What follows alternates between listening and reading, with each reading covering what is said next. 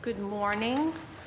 For the record, my name is Erin Murphy, at-large City Councilor, and I am the Chair of the Boston City Council Committee on Strong Women, Families, and Community. Today is December 1st, 2025. The exact time is 10:08 a.m. This hearing is being recorded. It is also being live streamed at boston.gov/city-council-tv and broadcast on Xfinity Channel 8, RCN Channel 82, and FiOS Channel 964. Written comments may be sent to the committee email at ccc strong women, just you can send us, education@boston.gov, and will be made part of the record and available to all councilors. Public testimony will be taken during this hearing, and individuals will be called on in the order in which they have signed up, and everyone who is giving public testimony will have 2 minutes. There is a sign-in sheet if you want to give public testimony at the door. If you're interested in testifying in person, the sign-up's at the door. If you want to testify virtually, you can email our central staff liaison, Cora Montron, at cora.montron, MONTROND, @boston.gov for the link, and your name will be added to the list. Today's hearing is on docket 1852. Order for a hearing to learn how the City Council can support the Mayor's Youth Sports Initiative to increase youth sport participation across Boston.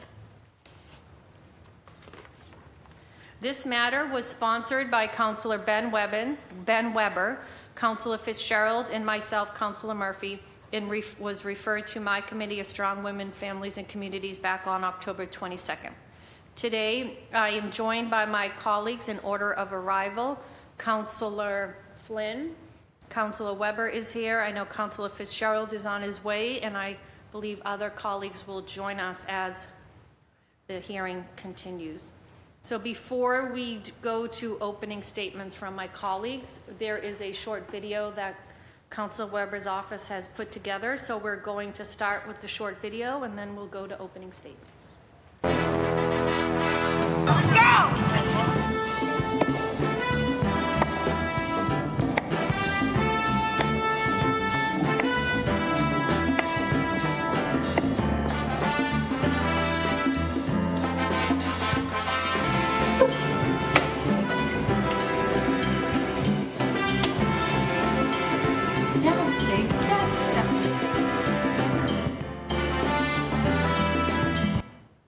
My name's Lila.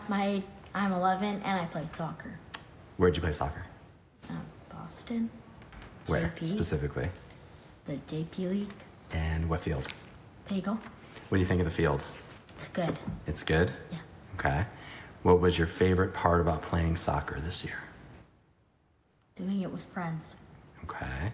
Hi, my name is Luca. I'm age 4. I'm in Jamaica Plain.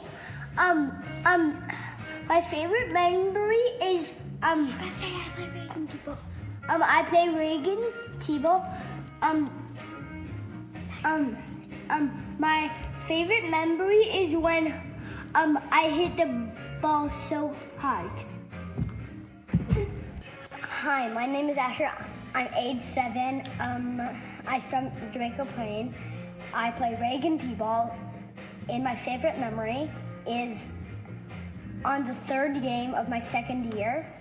I hit the ball really, really hard, and that was a good time. Is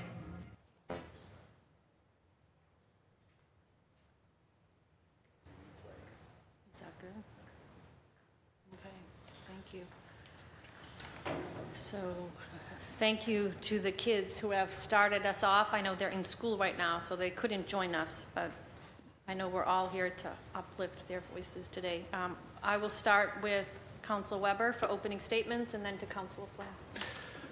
Okay, thank you very much. Thank you, Chair, and thank you to the panelists who are here, and for folks in the community who are here for a second panel.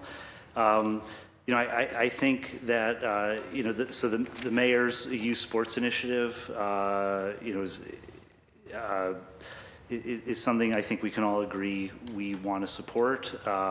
And it pointed out and highlighted an issue we have here in the city, which is sports participation numbers, which are much lower than, in the surrounding suburban communities.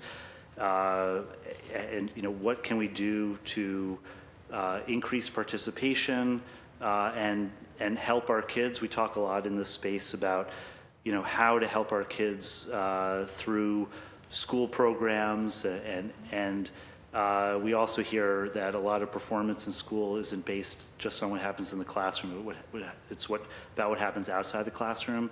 Well, if you look at the amount of time kids spend in youth sports programs outside of the classroom, it's enormous, and that this, for so many kids across our city and the number of hours that are put in, we have programs that are run on an entirely volunteer basis. We have some of those folks here today, all the people running our neighborhood little leagues, our soccer, our hockey, flag football, we had t-ball. The fact that these are parents of kids who are showing up and creating these kinds of programs, it's sort of like an institution in itself that I think my colleagues on the council and I want to figure out what we can do to help those institutions, which provide thousands of hours of programming, great programming for our kids, and figuring out a way we can help those organizations provide the services that they're trying to do. So, I've looked at the report from 2024. I'm interested to hear, what the city is doing in terms of mapping, facilities and promoting activities. And I know you've done a lot of good work. But I think something we'll hear about from the those kids and their parents and from the organizers is that the one problem, those volunteers can provide their energy. They can do fundraising and get shirts and cleats and baseball bats and helmets and things like that. The one thing they can't do is build more facilities. They can't build more baseball fields. They can't build more soccer fields. And that's something they need the city to work on with them. And then I think they are constantly butting their heads up against, they can't use that field because English High School is using the field. They can't, use that other field because there are no lights and it gets dark, after 5 o'clock now, in the fall and in the spring. They can't use those other fields because there's no bathrooms there. So in terms of what the city can do to help, those volunteer organizations fulfill their missions and provide activities for kids, I'm grateful we could be here today and have this conversation, and I know we'll have it going forward. Thank you, Chair. Thank you. We have been joined by Councilor Fitzgerald. Thank you, Councilor Fitzgerald. We will go to Councilor Flynn for opening statements, and then you'll be next. Thank you, Madam Chair, and thank you to the sponsors, to the Chair, to Councilor Weber, to Councilor Fitzgerald for sponsoring this important hearing. It's about working together, ensuring that young people across our city have the ability to play sports, compete, and learn from each other. But sports really brings us together as a society, as a city, brings out the best in people. It brings out the best in young people, especially. It's where you learn sportsmanship, competition, hard work, discipline. And those are the values I learned as a young kid growing up in South Boston, where I played youth sports in South Boston Little League or Babe Ruth or the hockey program. My son is also engaged in youth sports, but I see it across the city and in my district in the South End. A lot of great coaches, a lot of great youth sports programs. And in Chinatown, we need to improve youth sports in Chinatown also. But I'm really thankful and grateful for all the wonderful coaches that I see across the city and in my district. Just to name a few: Mocha Mahoney, Joe Turner, Kenny Proskinis, Father Toomey, Brendan Flynn, Timmy Murphy, Bobby Ferrara, Billy Baker at the soccer program, Tommy McGrath, Kathy Lafferty, so many others. But giving their time to help young people and learn about important values that shape your life throughout your young years, but also growing up. Sports brings us together. Thank you, Madam Chair. Thank you, Councilor Flynn. Councilor Fitzgerald? Thank you, Madam Chair. Appreciate it. And thank you, administration, for being here. When I think about what youth sports in this city means, I think about two things, honestly, and they're not really related, but obviously it all deals with youth sports. The first is making sure kids can play in that.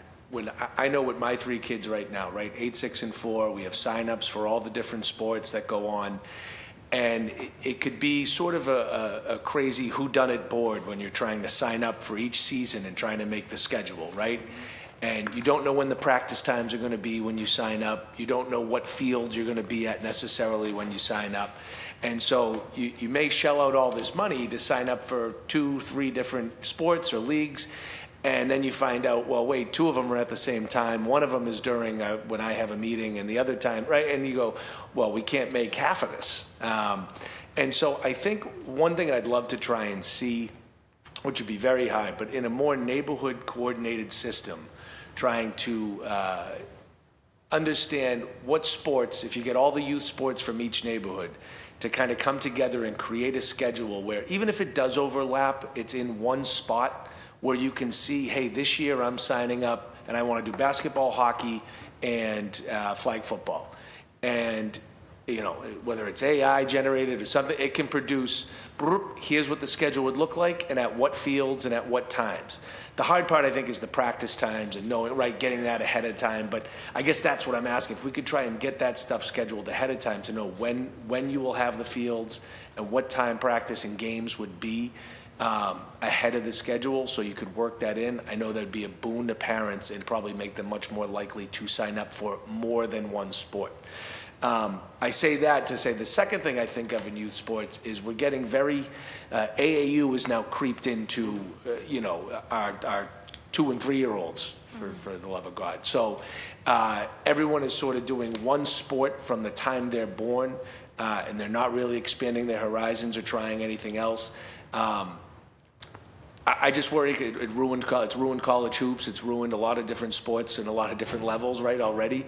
And so I just feel like, well, if we continue to let that creep into our youth, yeah, there might be some really, really great players that come out and can go to college and professional in certain sports at those levels. But at other times, most of the kids are going to pour a lot of time, money, and commitment. And those AAU sports are expensive and exclude a lot of kids. Mm-hmm. So if that's the trend, I just want to make sure we stay ahead of that and offer folks. Those are sort of my 2 main issues in coming up. But guys, thank you for being here. I'd love to hear some of your responses to those thoughts when we have time to hear from you all. Thank you. Thank you. Thank you. Thank you for being here again.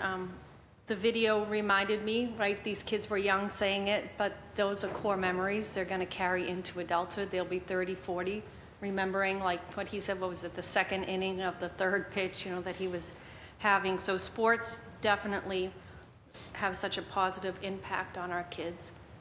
As you know, as elected officials, we're invited to a lot of things. As an at-large city councilor, I'm around all the different neighborhoods, so I see, what's offered at different neighborhoods, but some of my best mornings have been spent with dropping the puck at DYH hockey, kicking off the season, or throwing the pitch over in East Boston for their Little League baseball. Or just last month, I was with Councilor Royale, and we were, the ribbon cutting of the new Walsh Park, and now we finally have, a regulated softball field where our kids don't have to travel to another town to play their home games. They can play them there because it's now, up to par. So it's important that we support our youth sports, but also I think we have to know we're here to, because we've been listening, right? As a parent myself, my daughter has been coaching and organizing the girls' youth hockey for the last 5 years at DYH. I know how important it is that our kids have opportunities, that it's equitable across all neighborhoods, and people feel, that there is a way and an easy way to make it work for them. And our coaches and our nonprofits, it's been said, but in many of those people, there are police officers, they work here at City Hall, they're working long days, and then they make sure they show up for our kids. So we have to applaud that, but also make sure we're using our role here on the council to help make that easier. So looking forward to this conversation and the questions that we can ask to help make sure we're working together. So you can start, whoever wants to go first with your opening presentation. Absolutely, I appreciate it. I definitely will open. So good morning, and thank you all for the opportunity to be here to talk about this very important topic. For the record, my name is Jose Masso, and I am the Chief of Human Services. I'm joined by my colleague, Tyreek Wilson, who's the city's youth sports initiatives manager. And what I can say is both Tyreek and I are youth coaches. I coach youth basketball. And I would say, I'll go on record to say that my record as a coach in youth basketball is much better than when I was as a player. And so also navigated the youth sports arena growing up here in the city of Boston, and also former swim coach. And so I started the Blackstone Sharks 25 years ago. So I initiated that swim team when I was much younger and had a lot more energy. But nonetheless, a lot of passion and effort that goes into it. And Tyreek also is a basketball coach as well. I'm going to begin by just walking through a short slide presentation to give you an overview of Let's Play Boston, which is the citywide youth sports initiative and the progress that we've made so far. After that, we'll definitely be happy to take questions that you might have. So, as you see, the reason why we're here today is to share the city's approach to youth sports with you and to give you some insights and ideas about how you can be supportive in the work that we're doing. Let's Play Boston is the city's umbrella initiative that encompasses all youth sports. We're hoping that what we share today resonates with you and that you leave today with some fresh energy for how you can plug into Let's Play Boston. Our vision is of a city where every young person, no matter their race, ethnicity, gender, ability, or zip code, has the opportunity, motivation, and access to play sports. We want to see youth sports used as a catalyst to build community and foster economic development. Next slide, please. Let's Play Boston is made up of a big team of people, both on the city side as well as on the community side. We have at least 4 city departments that are working shoulder to shoulder to increase the availability of youth sports in the city. We also have hundreds of partners in the community, including those who run community-based sports leagues, those who run sports-based youth development programs, and those who provide center-based programs like the YMCA, the Boys and Girls Clubs, etc. We also rely on countless coaches and referees to keep all of our leagues running. Of course, the most important partners of all are youth and their families. Next slide, please. I know many of you are deeply involved in youth sports, as you all referenced in your opening statements throughout your community, so I probably don't need to go on about the benefits of youth sports, but this slide lays out the argument for why this is important. Youth sports have a range of positive impacts on not only the youth who participate, but also on the community at large. Youth sports contribute to physical and mental well-being. Youth who participate in sports are more likely to perform well in school, to attend college, and to continue to be physically active well into adulthood. Nationwide, the youth sports industry contributes $39 billion in economic activity each year. And youth sports help us build community and break down barriers between people and neighborhoods.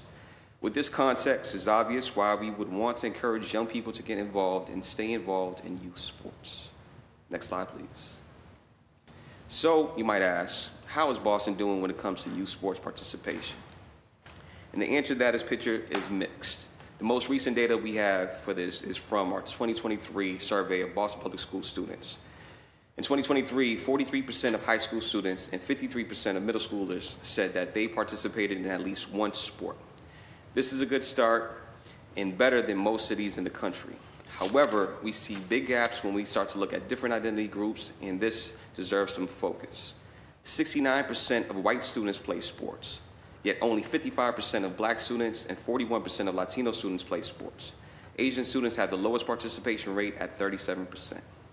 Almost half of boys play sports, but participation among girls is only 39%.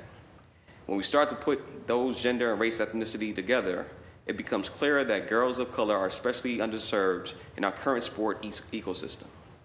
We also know that from nationwide data that youth who come from families living in poverty are the least likely to participate in sports, so addressing this economic barriers, participation is especially necessary. Next slide, please. So our goal, Every initiative needs a goal, and we looked at many potential measures of success. And what we decided to line our work around is the Federal Healthy People 2030 goal that seeks to achieve 63% participation in youth sports across all demographics. For white students, Boston has already exceeded this goal, and it's great that these students are reaping the benefits of sports participation. What we want to see is all students have the same opportunity access that white students have. We want girls to see themselves as athletes. We want queer-identifying youth to feel welcome on teams. We want youth of different skill levels and abilities to be celebrated for their contributions to a team. This goal pushes us to increase sports participation by 2% per year and to make special inroads into girls' sports and sports of youth of color. We hope you embrace this goal with us because we believe it's doable and our kids are worth it. Next slide, please. Now, this might naturally lead you to ask, how are we going to do this and what is the game plan? These are all great questions. We have decided to prioritize 3 broad areas for investment. First, we will lower barriers to participation by making sports more affordable and accessible. If we are successful, we will bring more kids and families to the table. Second, we will invest in the human capital and physical infrastructure that makes sports possible. This means investing in refs, umpires, and coaches, and investing in facilities to ensure that our youth have the world-class facilities that they deserve. Finally, we are using sports as a lever to build community and economic prosperity. Sports can bridge gaps and create lifelong connections between people. Boston is already a great sports city, a city of champions, and we aim to get more kids to connect to our city's sports ecosystem and feel the pride that comes along with the athletic achievement. Next slide, please. So for the first goal, the first broad strategy we are going to talk about is lowering barriers to participation. One thing that we've already done to lower barriers is created the Let's Play Boston Sports Directory. It's a one-stop shop for families to find youth sports programs in their neighborhoods. We also know that many young people want to play sports, but there are barriers that they face in getting signed up. These barriers are many. Maybe they can't afford the registration fees. Maybe they have family obligations like caring for siblings or have after-school work. Or maybe the sport that they want to play doesn't offer programming in their neighborhood, as Councilman Fitzgerald mentioned. To address the financial barriers, we've invested in community-based youth sports through the Let's Play Boston Sports Grant, which offer up to $5,000 to community-based sports providers to help them lower their fees to families. To date, over 2 funding cycles, we funded over 75 grantees and provided almost $500,000 in grant funds to community-based sports organizations that offer programming in every neighborhood of the city. We are also leaning in on our partners at BCYF and Parks to offer more free sports programming. Last year, BCYF launched a 3-season rec league for boys and girls ages 8 to 14 in basketball, futsal, and volleyball. Each league engages about 300 youth. We see this as an important opportunity for youth to hone their skills as they prepare for school sports. Next slide, please. This strategy is about building on the vital infrastructure that enables us to offer good quality youth sports. Every team needs at least 2 things. 1, a place to work out, practice, or play, and 2, a coach. That's what this strategy is about. We are working with our partners at the Office of Youth Engagement and Advancement to offer trainings and youth development, knowing that youth are more likely to see a coach in the course of their day than they are a counselor or therapist. Coaches today need to be prepared to meet youth where they are, and we are supporting this critical skill building. On the facilities piece, we've been repairing city sports facilities. We've invested over $50 million to renovate our aging pool infrastructure, enabling us to make improvements to 12 of our 22 pools. We are addressing the backlog of gym renovations at the city's schools and community centers and building 2 new centers, one in Grove Hall and one in the North End. And we are revitalizing Wright Stadium in Franklin Park so that it could be a year-round home for BPS athletics and community sports. Once complete, the stadium will host hundreds of hours of BPS programming, from soccer and track to football and basketball, giving students a place to train, compete, and lead. Next slide, please. The final strategy, is about leveraging youth sports to build community and our economy. Last year, we launched the Let's Play Boston Instagram account to lift up the great achievements of the youth sports teams in Boston. We are gathering followers by the day and welcome any content you'd like to share with others in the youth sports community. In June, we held the first Celebration of Champions event, which brought together the winners of the Mayor's Cups and City Championships to receive rings and accolades from the mayor. Over 300 youth and their coaches attended. Next slide. So the question and the main reason why we're here today, how can you help the City Council? So finally, before I wrap up, I want to take a moment to respond to the question that was included in the hearing order. This is a great question, and I have a few suggestions for you. First, we love your support in recognizing our student athletes. Lift up student athletes publicly. Attend games, post on social media. You all have large social media followings, and highlight the wins. Fund recognitions of student athletes by supporting their state and national championship runs, travel and gear. Support equipment and gear needs for neighborhood-based sports organizations. Second, if you could share information from the city via our newsletters and social media, that would be wonderful. We welcome you sharing grant opportunities with your followers, as well as sports sign-up opportunities. Follow and engage with us on the Let's Play Boston Instagram account for the latest information as well. And finally, we always welcome partnerships. If you see an opportunity for the city to collaborate with others in the youth sports ecosystem, please let us know and help us make the connection. We know that we're all more effective when we're working together. Next slide. And with that, I will close and thank you for your attention. We are happy to take on any questions that you may have at this time. Thank you all. Thank you, Chief. Tyreek, do you want to add anything or go right to questions? No, we can go right to questions. Okay, well, thank you. We'll start with you, Councilor. Thank you. Thank you, Chair, and thanks for the presentation. In terms of state championships, I think BPS cross country boys and girls won state titles, and Boston International won boys soccer state title. And so I think we're trying to bring them in here.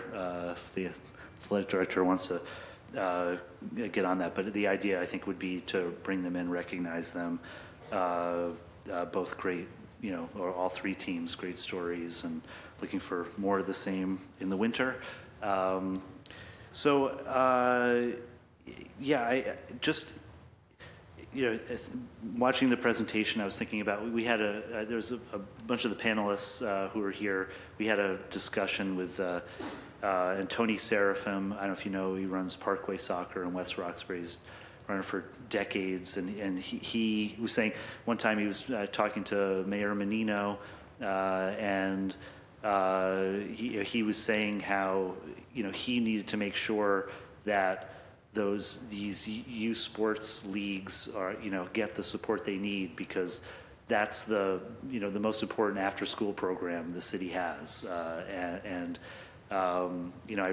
feel like that's the mission that we all want to satisfy here, is to have those places be able, those organizations be able to provide those services to the kids. So in terms of the, the infrastructure, I know like the Youth Sports Initiative talks about mapping the infrastructure. There is a map of the facilities on the website, but I guess what have you learned, and, from that, what have you picked up from that? And then I guess the follow-up is, what kinds of interactions do you guys have with other departments? You can't, build White Stadium. That's the other people are doing that. Other people, run the high school gyms and the soccer fields. So what kind of interactions do you have with? Is it parks, BPS, to try to make sure we have those facilities up to the needs? Yeah, I'll speak to it. So we work in close partnership with our city partners. And so it's BPS, BCYF, and the Parks Department. Through Let's Play Boston, we have a quarterly huddle in which we bring all departments together and we talk about what are our initiatives, what are our goals, updates, etc., any pain points, any areas of collaboration, partnership, etc. So I think that's a key moment in which we all come together. Tyreek has weekly, if not, bi-monthly, touch points with our departments as well.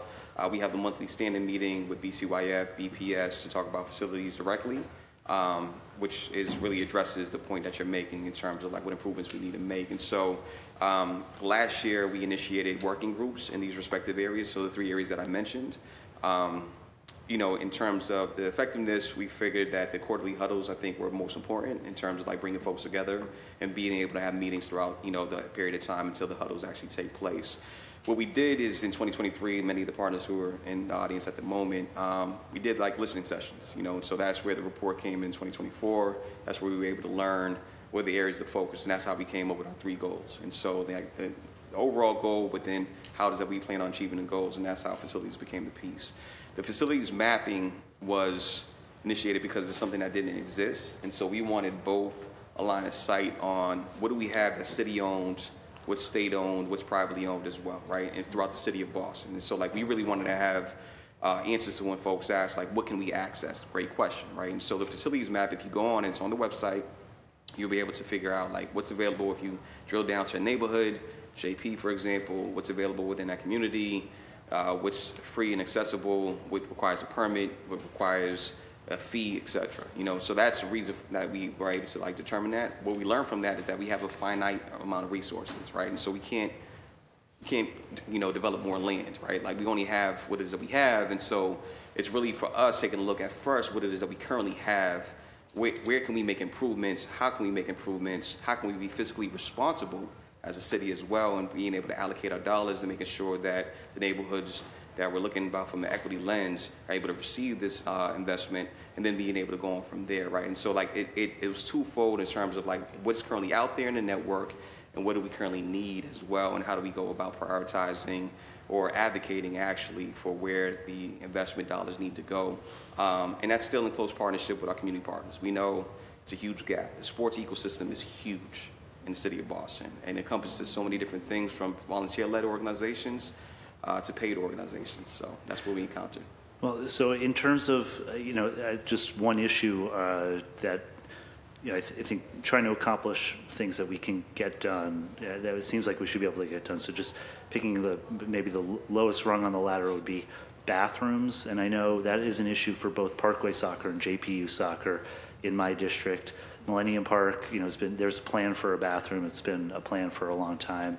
Without the bathroom being built, and JPU Soccer, using English High School as their main hub, have occasionally had to pay for the bathrooms or porta potties. Sometimes there's one porta potty that gets used by JPU Soccer, English High, football, soccer, baseball, and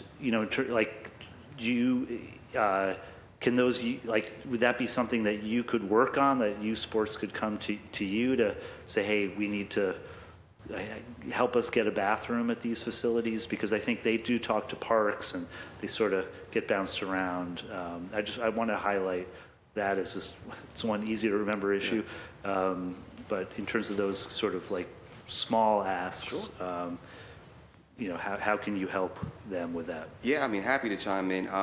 Parkway Soccer, just to let you know, is a 2-time grant recipient of the Let's Play Boston grants. And so if there's anything financially, whatever they received, that funding to be able to support if they had to pay for bathrooms or access or anything else like that. I don't know it in direct detail at the moment, whatever, if that's how they utilize their money. JP Soccer actually has not applied to my knowledge. And so... And that's money they can use for bathrooms, yeah, or yeah, it's accessibility. Yeah. Okay. So it's as far as like it's equipment use, it's like rental spaces, and so those are things. Counselor, to be honest with you, like just in terms of like you're naming it because it's a potential barrier, correct?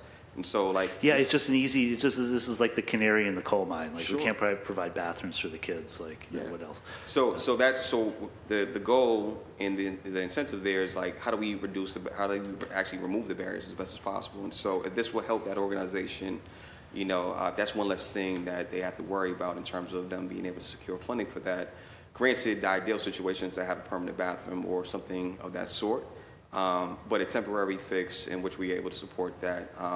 The application process, unfortunately, is annually, and so they would have to apply, hopefully, at the start of the next fiscal year for the Let's Play Boston grant opportunity. We do have some emergency funds that are received on a rolling basis that we review monthly in the event that they are in a pinch. So that application is available as well. Okay, and then I'm sorry, Chair. I have a lot of questions. Feel free to. So in terms of field maintenance, like, are you involved in those discussions also? Because that's something that we hear about, and that's either grass fields. We heard how the city used to fence off fields at Millennium Park in the summer to allow the grass to grow. That doesn't happen anymore. In JP, you've got AstroTurf fields that are, haven't been maintenance in a while and need some care. Like, is that something that you can help with also? Yeah, I mean, bring it to our attention. So again, we're in close partnership with the Parks Department, right? And so, and I know they probably hear it directly as well, but I think it helps, just amplifies like what it is that we're hearing out in the community as well, and just seeing like, all right, these are discussions that we're having, how it is that we're prioritizing, you know, where the investment dollars are going, where like the, you know, whether or not they are actually even, like, it's on their radar.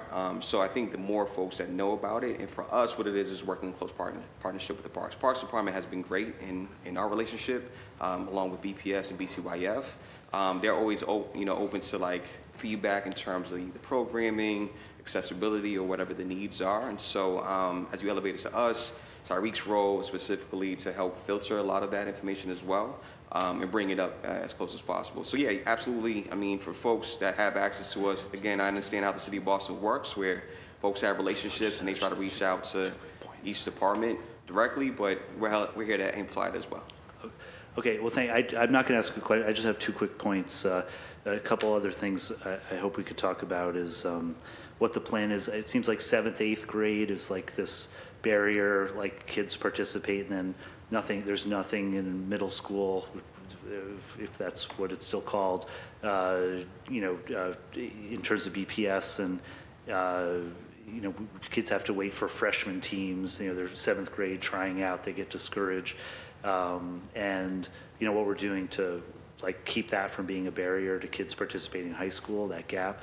And the other is just I think a point I think some of the panelists in the second panel would want to just highlight is, you guys, I think, did a great job with this citywide soccer league, which we had as a pilot this year for Bays, which I think it was 4th graders for boys and 3rd graders for girls or something like that. I think one of the issues that came up was when you have Bays through the whole region, you've got 100 teams in each age group, and they sort them into skill level. And there's no matter what skill level you are at, there are other teams in your skill level. But for the citywide league, just because there's not a lot of teams, the skill levels really varies, and so that was an obstacle, I think, for some of the teams, where it was like where we used to be able to find a comfortable spot to have a season and have competitive games. You try this great idea, but because there are fewer teams, you end up sometimes being paired up with a team that's like way better or way worse than you. That creates an issue. Think about that in the future. That's all I wanted to say, Chair. I thank you for letting me go on. Of course, thank you. Councilor Flynn? Thank you, Madam Chair, and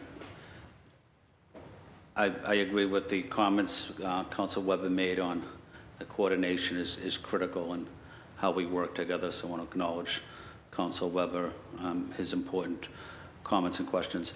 A couple issues I wanted to focus on is what's important to me. I highlighted in my community in South Boston, but I also want to acknowledge that in the South End, we have the South End baseball program, youth baseball program. Pete Schultz, they do an exceptional job, and Chief, I see you over at the games at Peters Park as well. You don't see a more diverse group of young kids at that baseball park or in that league. And it's not just South End kids, you see a lot of Roxbury kids. So I want to acknowledge the residents of the South End and Roxbury, and an area that's important to me is Villa Victoria. I see a lot of young kids from that area playing baseball. Not as many from Ruth Barclay,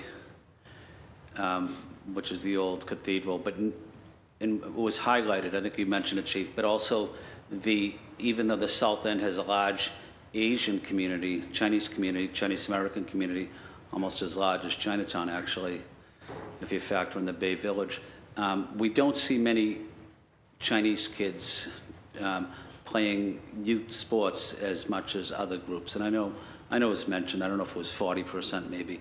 And it's not blaming anybody, but it's just how can we support them to get more involved and to provide more opportunities for them, but also kids in public housing deserve an opportunity, as we all agree. Students with disabilities are also important to all of us. They deserve to be on the field and playing sports and making sure that sports are accessible to everybody. My dad coaches my nephew's baseball team. It's called the Challenge Team baseball team for children of special needs. So children with special needs deserve an opportunity to play youth sports as well. Certainly, those are some of the issues I highlighted, but I also am a strong supporter of girls' sports and young women's sports.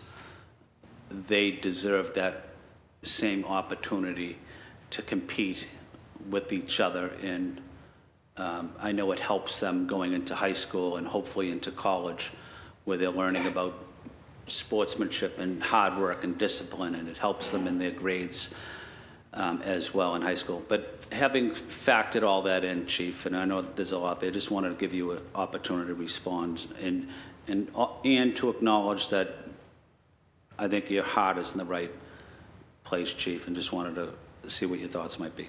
Council, that means a lot hearing that from you, so I appreciate that. Thank you. And to hear that we're in alignment, I think everything that you uplifted is exactly what it is that we're prioritizing. So all the groups and organizations that you mentioned is what it is that we're trying to achieve in terms of removing the barriers and increase access. And so I'm happy to hear that. I think, I'm excited about this discussion overall, because I think it does amplify our overall collective focus on what it is that we're trying to achieve. And so I think, respective to, the South End, the Asian American community, that you mentioned, we have supported several organizations, through the Let's Play Boston grant opportunities.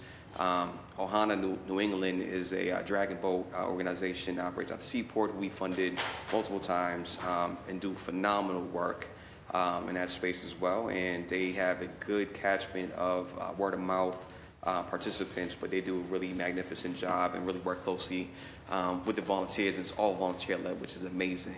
So the work that they do there. But again, we continue to, really figure out ways how we're able to amplify it. The youth sports conversation in the city of Boston is not new.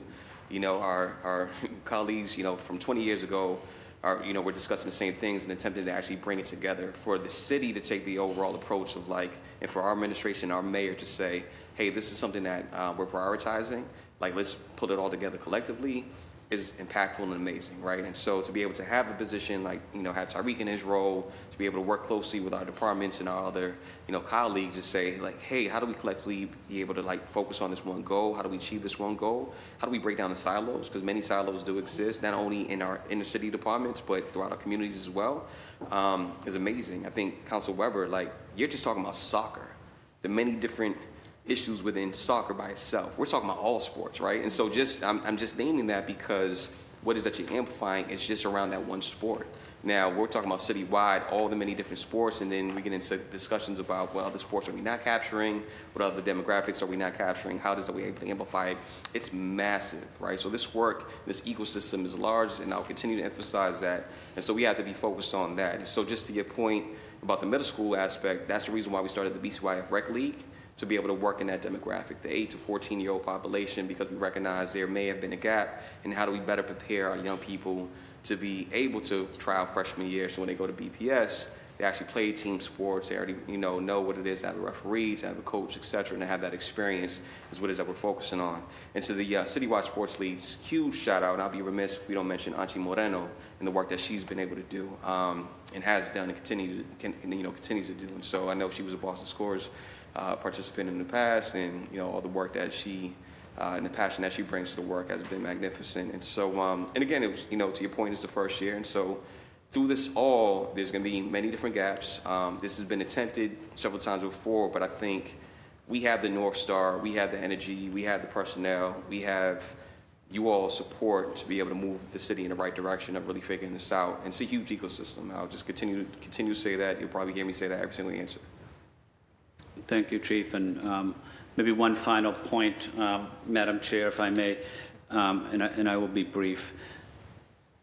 And maybe it helps the conversation, but But where I'm coming from also is my son played baseball for Boston Latin, was on the Boston Latin team, and graduated from Boston Latin a couple years ago.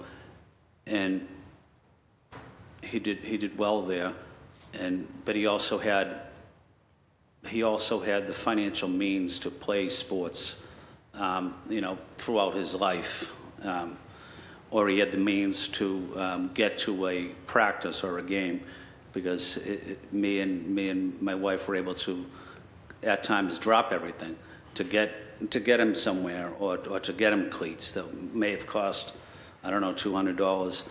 But I guess my point is, a lot of families aren't as fortunate, and they also deserve the same opportunities as my son. But providing that opportunity to someone that doesn't have the financial means is critical, because sports can hopefully, and I think John Fitzgerald was talking about it, it might be an opportunity for them to get into college, if they're able to be recruited, maybe. Or it might be able to get them some type of financial aid if they want to play Division II, Division III, maybe Division I. But we want to ensure that every kid in the city has the same opportunities, regardless of economic background. Thank you, Madam Chair. Thank you, Complete Councilor agreement. Flynn. Thank you, Councilor. Just want to mention we've been joined by Councilor Worrell, but next we'll go to Councilor Fitzgerald. Thank you, Chair.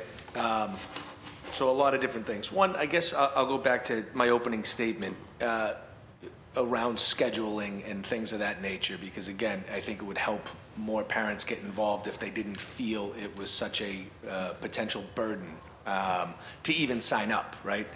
And so what do we think are the barriers to understanding more specificity in a schedule prior to a season beginning, like during sign-up stages or things like that? Like, is it, I know sometimes all the applications might not be in, there's still the shuffling of the fields and right, and who has them at what time, but like what I don't know, what is exactly the issue when it comes to that? Yeah, no, I would say the biggest struggle we have is just a lot of different programs going on at the same time, or like during different seasons. So one thing that we've done to kind of get a better idea of that is, we have the Youth Sports Directory, which currently right now has around 212 programs, and of course, as we all know, that's not even all the programs that Boston has to offer, and we're looking to get more in there. So even though the reason I'm saying that is we use that to see, okay, what programming and what's going on at certain times, because to your point, one thing that we've seen to help us map that out is working on creating like a guide, using that directory to create a guide to say like, okay, you show up during the spring season from a different state and you're trying to find something for your kid. But there's a lot of opportunities going on. When can you make all of that work, and how can you factor in that time? So utilizing the directory, as I mentioned, to kind of give folks a better idea of what's going on in the given neighborhood, as you mentioned, because not only is a lot of different sports, there's a lot of given sports in these individual neighborhoods. There's so many options for people. So trying a better way to consolidate that in a way, so it's like easier and not as overwhelming. So that's one way that we're looking to just make that a clearer picture for folks. Gotcha. I would throw out a recommendation of grouping it by neighborhoods, because I think a lot of people, if you're coming in from out of state and all of a sudden but there are people here that know the programs that exist, right? I know there's DYH hockey, I know there's CYO basketball, I know there's Dorchester Little League, I know there are all these things. And my kids are playing in but every year it doesn't matter. It still needs to, you could be in the system throughout your whole youth career and still each year have different issues of to say, well, how am I going to make sure that my kid will actually be at these games, or we have transportation to these games? And when it would just be, I think the consistency would be nice, I guess is what I'm getting, right? To know, hey, every Tuesday at 6:30, they've got baseball, and every Wednesday they've got swimming, right? And like, bang, lock it in the calendar for the next 3 months, and we can work around that. Anything we can do to help that, please let us know. Yeah, right? Counselor, just to respond, not even to be coy about this. No, please. But like, all right, so my kid's sport was dance. I'm a dance dad, and my oldest is a dancer, youngest musical theater. And so even trying to figure out those schedules was a nightmare, right? Every single year, same experience, right? And so I think Well, I hear your recommendation. I take your recommendation, and I would love like a level deeper, just in terms of like, are you recommending the city? I think the city can control what we can control in terms of like city programming. I think it's really hard when we add the additional layer of community sports, paid sports, AAU, et cetera. That's when it becomes unwieldy. And so I think, I think we have to measure in terms of like, what do we actually have control over? What can we actually like focus our energy and resources around? I think, your point about the neighborhood sports heard, and like, if we could even really figure out potentially, and I think it's something that we identified in discussions as well, as one season is coming to an end, like a league is coming to an end, that parents are aware of what other opportunities are for the next season, right? So if it's basketball, then baseball's coming up next, right? And so we know, and they're like, okay, well, leagues are available, and they're actually doing some sign up as basketball's coming to a closure, right, for the next league or the next season, if it's soccer, whenever it is. Like, so just being able to like line those things up and saying, hey, for this seasons, these are sports offerings that are available in your neighborhood, right? Just to really think from that line of scope, because at least that would help folks know what's available. But then it's that additional layer, as you mentioned, in terms of like practices and, game days and everything else, and those things don't overlap. We were 100% heard, and I think the question I'll have for you is, as you continue to have conversations throughout the community, whatever you're hearing back as far as feedback that you're like, you know what, that's a great idea, pick up the phone, call me. You know what I mean? Like, if you receive that $1 million idea, please share it with us. Because I think we're all collectively really try to figure that piece out. But again, like I mentioned, it's complicated. Yeah, no, and wait till you add in different age kids, right? Different days, multiple kids all doing the same thing. That schedule gets to be. We'll continue to pray. That's it. My wife literally takes a day off from work to sign just to sign up for things to make sure that it fits in the calendar. You know what I mean? Because you literally need that time to be like, well, we can't do this, so we can't do that. And then speaking to Councilor Flynn's point, that's a luxury of the folks that have accessibilities, right? Imagine folks, that parent that doesn't, single family household, et cetera. So we're trying to address it from a multitude of ways. I appreciate that. A lot more questions. Maintenance of the fields, funding for that. I believe Councilor Weber kind of sort of brought that up. Obviously, we're not making the more fields at the moment, so we have to do. That's where I think the city can play the role, even with paid sports and things that are not under the city control. Everyone typically needs to use a city facility to do these sports. And so that's where I think we have a little bit of leverage in maybe bringing all of the groups together and just saying, look, we're not trying to tell you what to do. We're just trying to get you together to say, here is when we can do that, right? And then maybe that allows it. And then that's the role the city plays in that. Because there's enough sports out there that are being done where the city doesn't necessarily have to provide the sport per se, but just the framework of even the fields and the scheduling, I think could be a bigger role that we play. Interested to hear about the bathrooms. I think a capital investment in bathrooms everywhere is probably too expensive. But maybe a well-maintained porta potty program or something like that we could get going. Another thing is swimming, right? Life skill, so important. We've prioritized it in our family to make sure before any other sports they just learn to swim. How are we ensuring swimming proficiency at youth sports and signing? And do we have any numbers on the signups of all that stuff and who's doing it? Yep. So that's being run out of my department as well. My office of Human Services. So Swim Safe Boston. So we launched it 3 years ago. Provides free swim opportunities, free swim lessons for young people. And it's been magnificent. I think to date, over 12,000 lessons have been provided throughout the city, which has been awesome. And so it's in close partnership. We provide grant funding to our local aquatics providers, so the YMCAs, the West End House, the Boys and Girls Club, et cetera. The majority of those lessons are actually provided for free from BCYF, but in close partnership with the other providers as well to make sure that those lessons happen. Again, as I stated in my opening statement, former swim coach, and so I was happy to champion, the mayor's initiative in terms of making sure that every young person had access to being able to learn how to swim as a life skill. As being a coastal city, I think it's critically important, right? And so, and the barriers to entry, despite the cost for lessons, is fairly low. Like, all you have to have is access to a pool, and then swim trunks. That's it, basically, right? Bathing suit, etc. Right? And so, like, if we think about it from those lens. Maybe goggles if you want to take it a step further, whatever, but those are lower and compared to like buying cleats and all this additional equipment, right? So thinking about it from that lens, I think, we've been able to prioritize that. And BPS, thankfully with the renovations of the many BPS pools, has been able to adopt the swim lessons throughout the school day as part of like the school curriculum. And so working in close partnership with our folks with BPS. Doesn't happen every single school that does have a pool located in its facilities, but that has been incorporated as well, which has been phenomenal. And so that's game changing, right? Because if you think about barriers to entry, if a parent now is sending their kid to school and they're learning not only the academic learnings, but also learning how to swim, that's one less thing that they have to do on the weekend or after school or anything else like that, whatever. So integrating that throughout the school day is critically important. And so that's the path that we're leading towards. That's all through Swim Safe Boston. Thank you, Chief.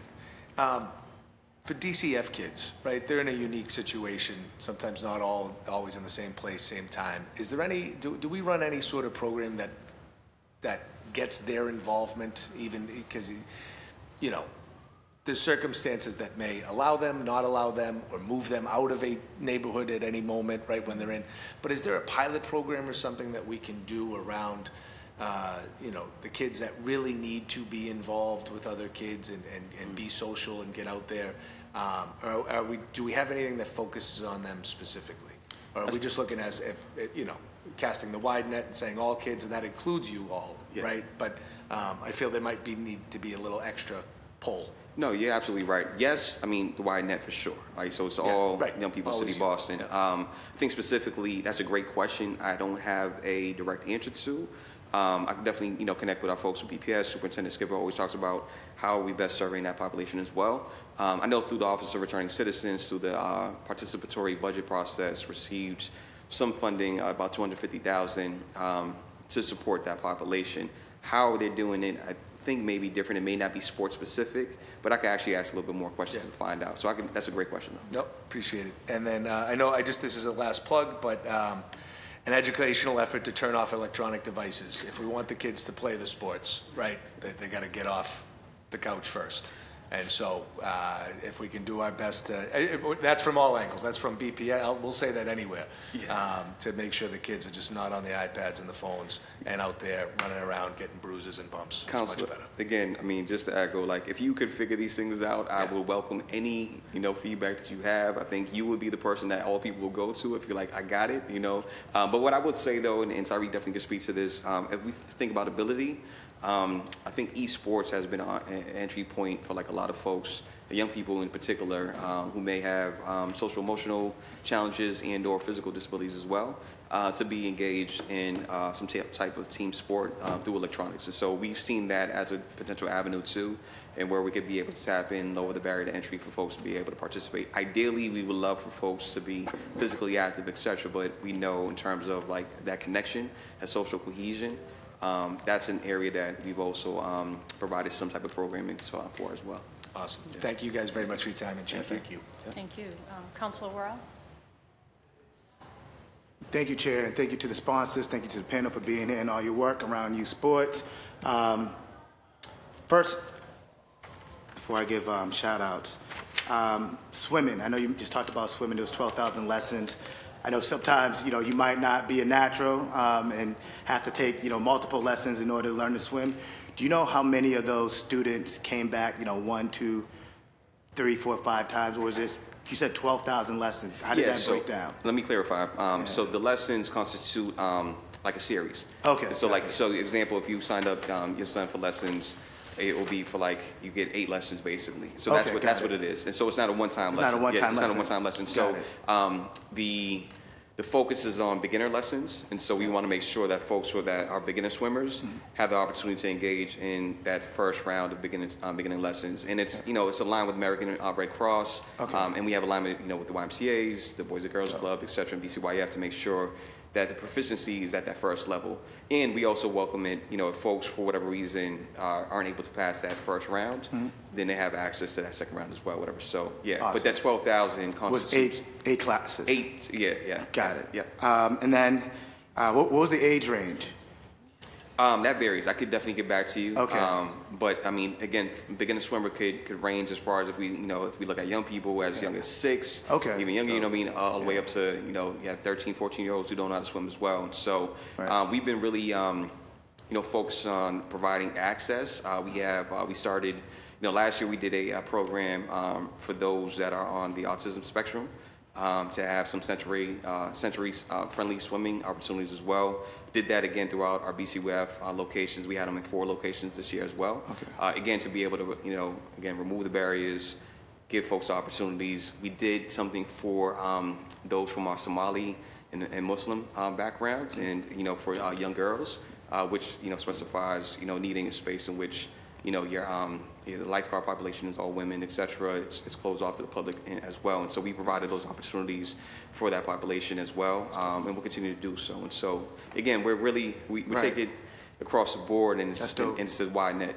Yeah. No, I at the Kroc Center, they have like the kiddies pool, and I was able to take my son there last year when he was 1 year old, and nice. Now he's running. And I hate to say that he's running to pools now, but it does get him. He's a lot more comfortable around the water now. Good. Just as long as he's not running on the pool deck. But former lifeguard, I was just like blow the whistle, like no running.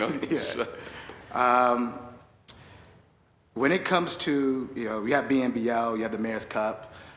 Is there any thought on bringing more citywide initiatives when it comes to sports? I know the Wilsons are a big football family, so shout out to the 50th year. I should have worn my Boston Raiders hat today, but Part 1 of football is big here in the city. Is there any thought on bringing any of those programs inside? Yeah, so in addition, the Wilsons also not dominate football, but basketball as well. And so I just want to, big up Madison Park and, the work that they do That's there. True, yeah. And outside of that, I think Tariq does a really phenomenal job. And I'll let him speak to it, so I won't even speak on your behalf, whatever. But love for you to speak about the BNVL. Yeah, which is launched last summer. So if you want to just talk about that. Yeah. So what I feel like one of the cornerstones of the initiative is just not only amplifying the current sports programs that are going on, but also finding different ways that we can find innovative ways to serve the interests that are out there. Mm-hmm. So this past summer we worked with BPS and Parks to create BNVO because we've seen that there was a large outcry for just supporting the need for creating girls volleyball opportunities. So just taking the same framework of BNBO, we took every Wednesday they were having BNBO at Madison Park. So again, to speak on just the interest, it started off with us just started off with like 4 teams, but then we had about 120 girls try to sign up. So we had to expand it to 8. So that being said, that's just an example of, seeing how something will go, trying to serve a potential interest that's out there, and now saying, okay, this is a way that, in this coming next summer, we may have to expand opportunities and see how we can get all the departments to work together to, serve that. So just summing up to say is every time we receive that type of interest, where there is a potential need, my role is to come together with the departments to see, how can we work together to serve this need? And then, again, to go back to the BNVL point, each department at that point in time served some type of either was insight or structural input to make that happen. So that's how we're looking to expand that into other sports as well as we move forward. Awesome. And then piggybacking off what Councilor Fitzgerald was mentioning, and I'm not at this point yet, but I could just imagine how much work it would take to sign up for 3 different kids for 10 different programs. Is there any thought around having a universal application that just shoots out to all the organizations that have are using our parks or using our BCYF centers? That way, families goes online, fills out their child's name, and then just clicks instead of having to, write your child's name, your phone number, your address 100 different times. It's a great suggestion. Something that we could definitely look into, and they could probably click off the areas of sports interest. Exactly. Interest in basketball, soccer, swimming, etc. Great suggestion. Something that we could definitely look into. Probably connect with our team internally as well. Yeah. Awesome. And then the other thing that I hear a lot about is funding. Oftentimes our youth programs need help funding, and sometimes, they're reaching out to little old me, and I'm only one person. But any way that we're looking to support them on, telling their story, right? Helping them create a package to, go off and, request money from, a New Balance, right? And shout out to New Balance, $2 million to Sportsman's Tennis Center. Yep. But is there any support there just to help them, tell their story and put them out there in front of funders? Yeah, I would say there's a variety of ways that we've been going about that. I'll start off by saying, of course, the Let's Play Boston grant is our first thing that we also always share with programs to apply for. What we created this coming year, in our second year, was the Let's Play Boston Relief Grant. Because we often receive, like around this time, folks that are going to nationals, going on championship runs, emergencies come up outside of the routine grant cycle. So we created this relief grant so programs can apply up to $2,000 to support those type of opportunities, with again emergency opportunities.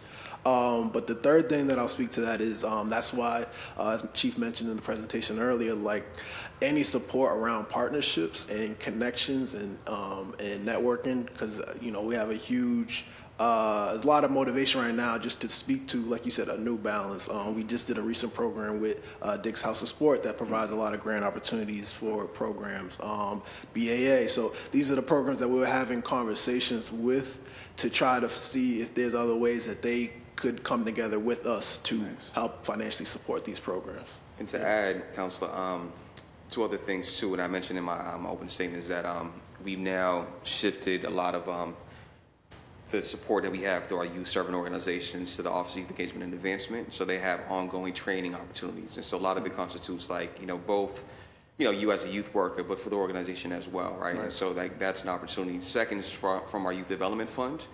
This is our third year in which we have the Emerging Learning cohort, basically, is where we bring together like those smaller nonprofit organizations, many of which are sports-based, to come together on a monthly basis to be able to learn, grant funding, grant writing, et cetera, how to be able to advocate for, additional dollars, because that was like a lot of feedback that I received in my first year.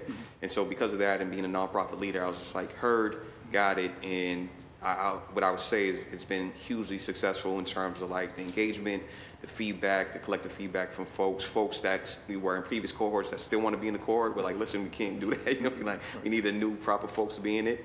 And this year we partnered with Urban College, and so to be able to amplify those types of opportunities, right? Just to empower our leaders to say, hey, here's access to some, resources, some tools of how it is that you could apply for these additional fundings, how you could be in front of these large organizations, institutions, or corporations, and say, hey, we need these dollars in support for the work that we're doing, and how to be able to craft your story.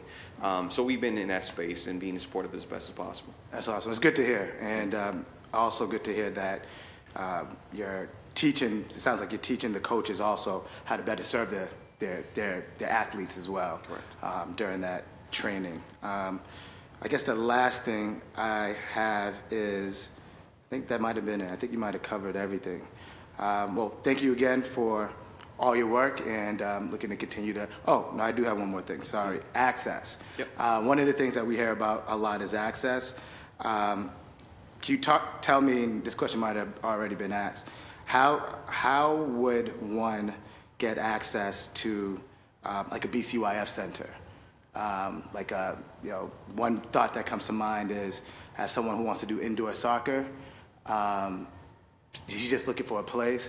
What would be the best way for him to, get access?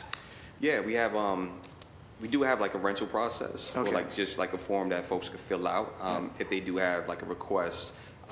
Typically, the ideal situation is that all of BCYFs are free, and based on the programming availability, for our community members. But if folks like a private organization or even a nonprofit organization wants to come in, to utilize it, to do something along those lines, there are those opportunities there. We're very cautious though, just because again, as we talk about spaces, we do try to keep those spaces as open and available for community members as best as possible, while programming it, to meet the community's needs, versus allowing like a private institution or private organization to come in and not have it open to anybody else who wants to participate. So we're just always mindful of that, but I think that is a pathway that they, folks could take.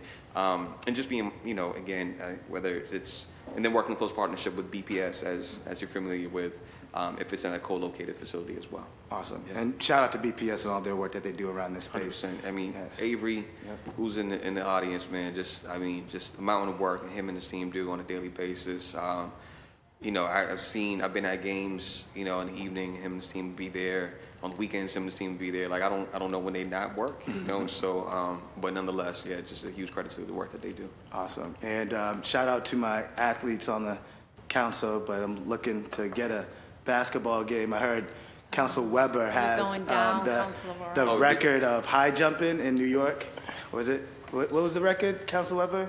Triple jump. Triple jump. Yes, So- the record. So just to go on record to say, so Counselor did challenge, like a Counselor Chief challenge Yeah, I for did. basketball. Yes. And when he The mentioned, teacher students, we could do. when he mentioned is, he mentioned, athletic prowess, and I was just like, yeah. I was like, good luck. Best of luck, basically. And so, Tyreek and I are looking forward to it. I also let you know that my man right here, Fitzgerald, played varsity of at BLS. That's all I needed to hear. That's all I need to hear. All right, thank you. Thank you. Councilor Coletta Zapata? Thank you so much, Chair. Thank you, everybody, for convening this important conversation. I apologize that was late. I was actually getting up to speed. Just really grateful for the work of both of you, and I apologize if my questions are redundant, but just really grateful for the opportunities that were presented to me as a youth in the city of Boston. In fourth grade, there was a massive effort to ensure that there was a girls softball league that was up and running that matched the organizational effort as East Boston Baseball League. And thanks to the volunteer efforts by the DeMeo family, I was able to play softball from fourth grade all the way up through senior year at BLA. And it created a pipeline of talent that stayed in East Boston for a very, very long time. We are feeling the effects of not having that anymore because it went under, only because it is such a huge undertaking for parents and volunteers to take on in any sort of given community. But because of that league, I got a chance to, for example, my first coach was Anissa Sabi George when I was in fourth grade. And that was a relationship that I kept with me and still keep with me to this day.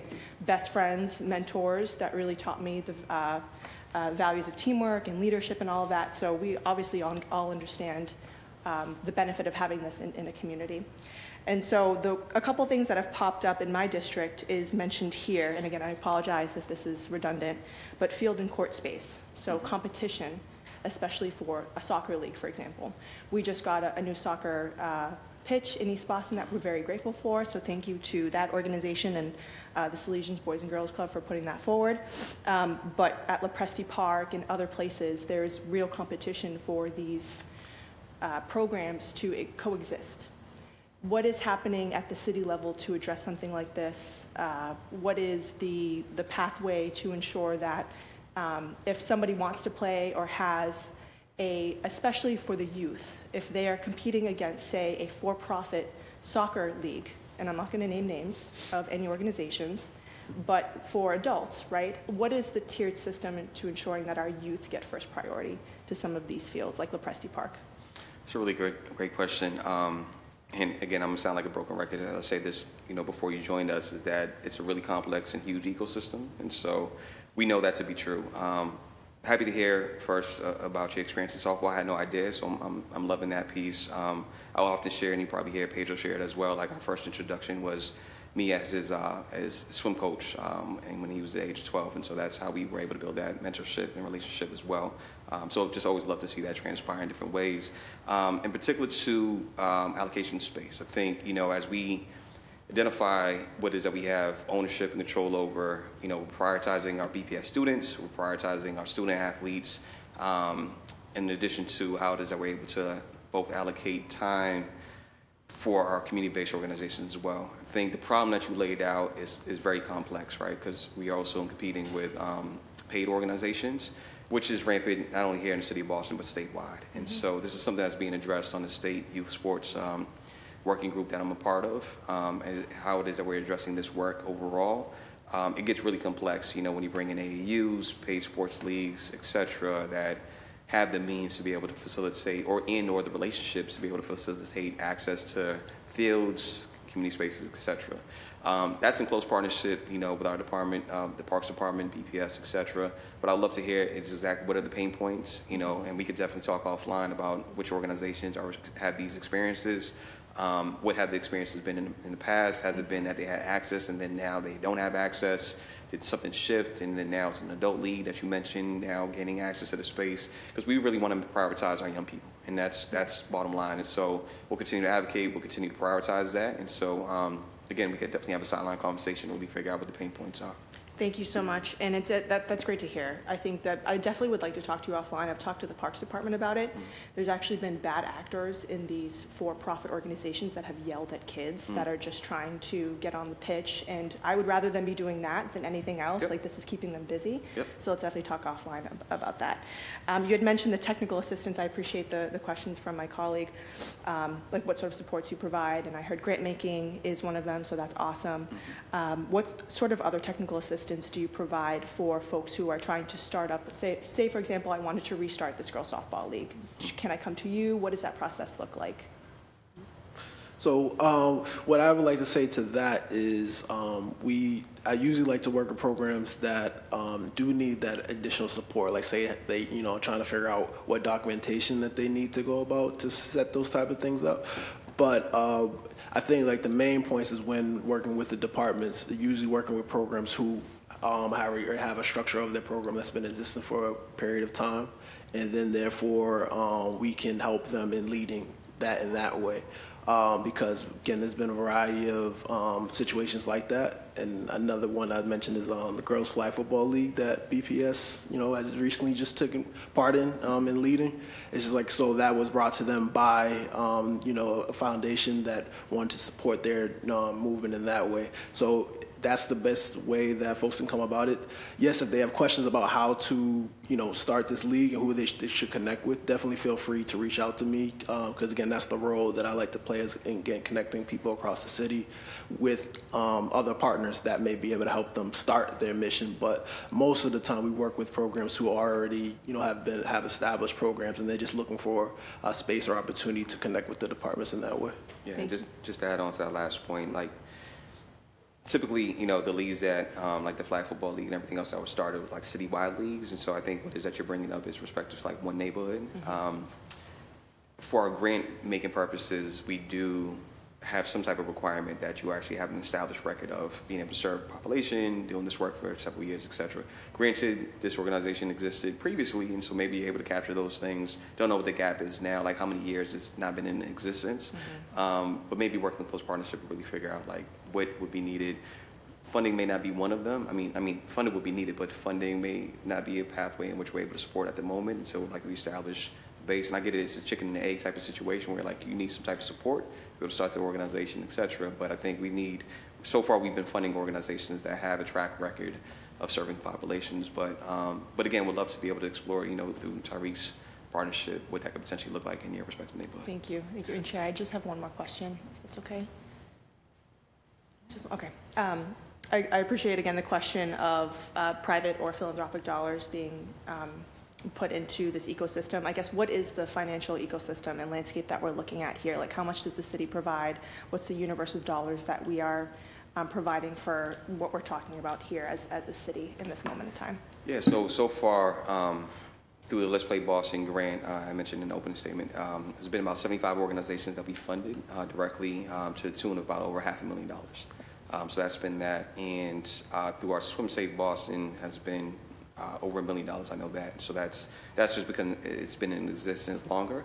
But nonetheless, like it's so collectively, we're probably closer to $2 million that we've been able to provide from the city of Boston for sport-specific opportunities. Thank you. And I guess my last comment, and I know that you're probably on it already because the Boston Scores is on it and other organizations, but the World Cup coming to Boston, ensuring that all of the cool things that kids can get involved with or be a part of, we want to prioritize Boston kids. Thanks. Boston Scores, I mean, we had the festival, what's up, 2026. everybody? Yeah, you know, coming to Boston, which is super exciting, which overlaps with Boston Scores. We have the Project Play Summit, which is the Aspen Institute Summit coming to the city of Boston here in May, which is huge as well, which is a national summit. So for it to choose Boston, it's going to be exciting as well. So we have 2026 is going to be super exciting. Excellent, thank you. Sorry, I didn't see Boston Scores here. Hi, thank you for being here. Hi, thank you. Thank you. Thank you. I know some of my colleagues may have a question. I know we're looking forward to the community panel who is here and ready to jump in. But if any of my colleagues have any more questions for this. Thank you very much. Just a couple quick things. And to start, I know Councilor Worrell likes to put me on a pedestal, but for the record, it's my high school indoor triple jump record, which has stood for too long to say. But so yeah, thank you very much. No state records in here. So in terms of, I guess you're talking about it's the BNVL, which is amazing. My daughter played volleyball at BLA in 7th grade. She didn't play in 8th grade, but it was hard to find volleyball opportunities here in the city. Are we doing anything around summer leagues for kids, and maybe to get to that 7th, 8th grade barrier? You know, those kids aren't really going to summer camp. They might be around. Do we do anything with summer leagues? So I would like to say, because again, even to point out a previous statement that you made, I feel like the focus and having conversations with BPS and a variety of departments, it's really definitely about development during that point in time. So there definitely are a lot of development opportunities that all the departments offer during the summer. Because I feel like one thing that, and I think a lot of us can speak to one thing that's kind of been taken away is the joy and fun that kids get to experience playing a sport, because it's becoming too competitive at such a young age.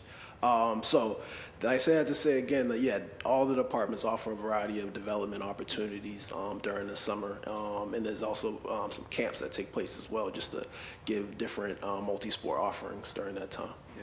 And just to add to, Parks does offer sports centers at 6 locations across the city. And so that's specifically targeting 6 to 13-year-olds in a variety of sports. And so to Tyreek's point, it's to cultivate the love of sport. You know, I think we come from an era where we played, football in the middle of the street, where that car was the touchdown and that was the first down, et cetera. And I think that may have been missed now, and maybe that wasn't as safe as it could have been. But nonetheless, for me personally growing up, I think the point of what is that we're noticing is that the more we get prescriptive of like what young people should do, the less joy that's coming out of it. And that's the reason why you see a drop off in young people at the age of 13, 14, et cetera. You see more injuries for the folks who've been overly burdened by playing one sport, throughout the entire career, and they're actually getting hurt, much younger and younger. And so, and just the overall passion is, fades away as well. And so we do have the data that, participation rate does decrease, around like the middle school years, especially if they were like engaged at a very young age as well, whatever. But again, to cultivate that, Parks Department, BPS does a major work around like some sports offerings on the weekends, BCYF as well across the board. Okay, and then just one other thing in terms of coaches. I think helping leagues find coaches, qualified coaches. What are we doing around that? I know we do have a lot of college athletes in the area. It seems like that there should be a pipeline. Maybe there already is, but what are we doing in terms of like helping local youth sports associations connect with people who can help foster that love of the game for the kids? Yeah, so I've been having a few conversations, one recently with the Connecticut Sun and then another with the Celtics, where like they acknowledge that as well, just like creating that pipeline of just youth development, youth coaches.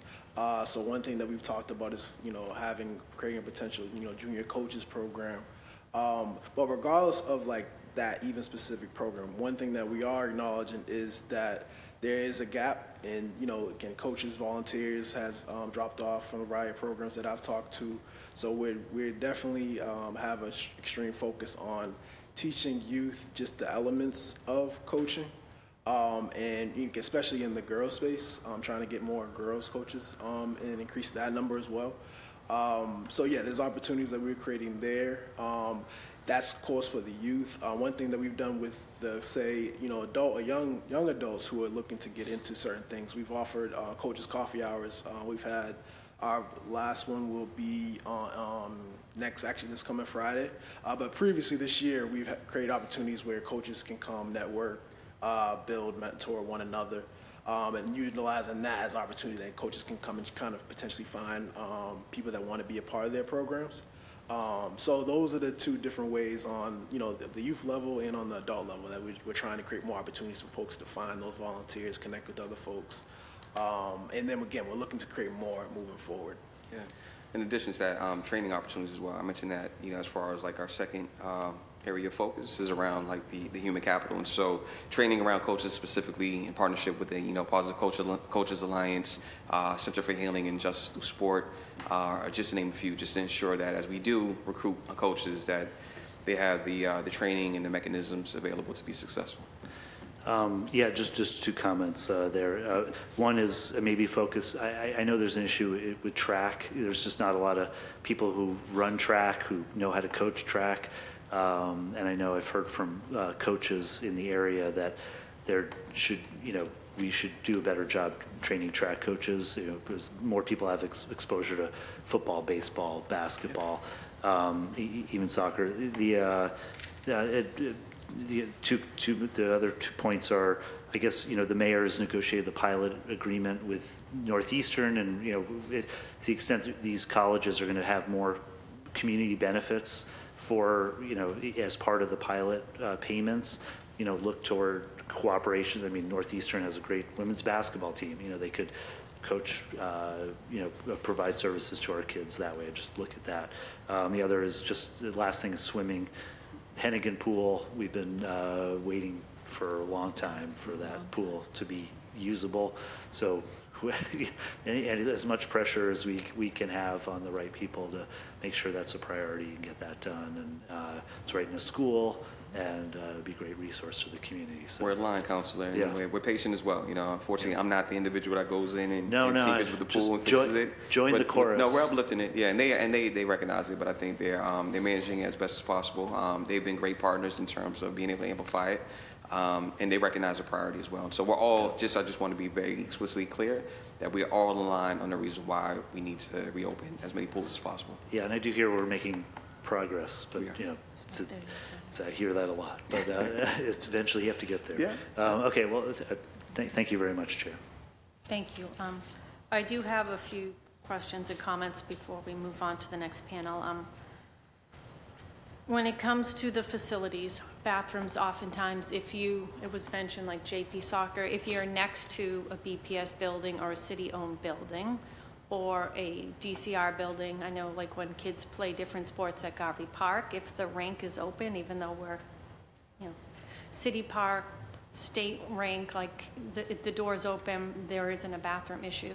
So sometimes you're just close to, so the opportunity may be there, but not every, obviously, field is near a bathroom like that, so that wouldn't even be an opportunity. And I do understand that there's a cost. I just wish we wouldn't be spending grant money that I think could be spent much better than paying the custodians, because oftentimes to open the school building, it's the cost, and I agree it should be a cost. If we need to call in a custodian to have the building open, that we're paying for that to happen, that we're not spending grant money on just access to a city-owned bathroom, if we could find other ways to make sure that was available.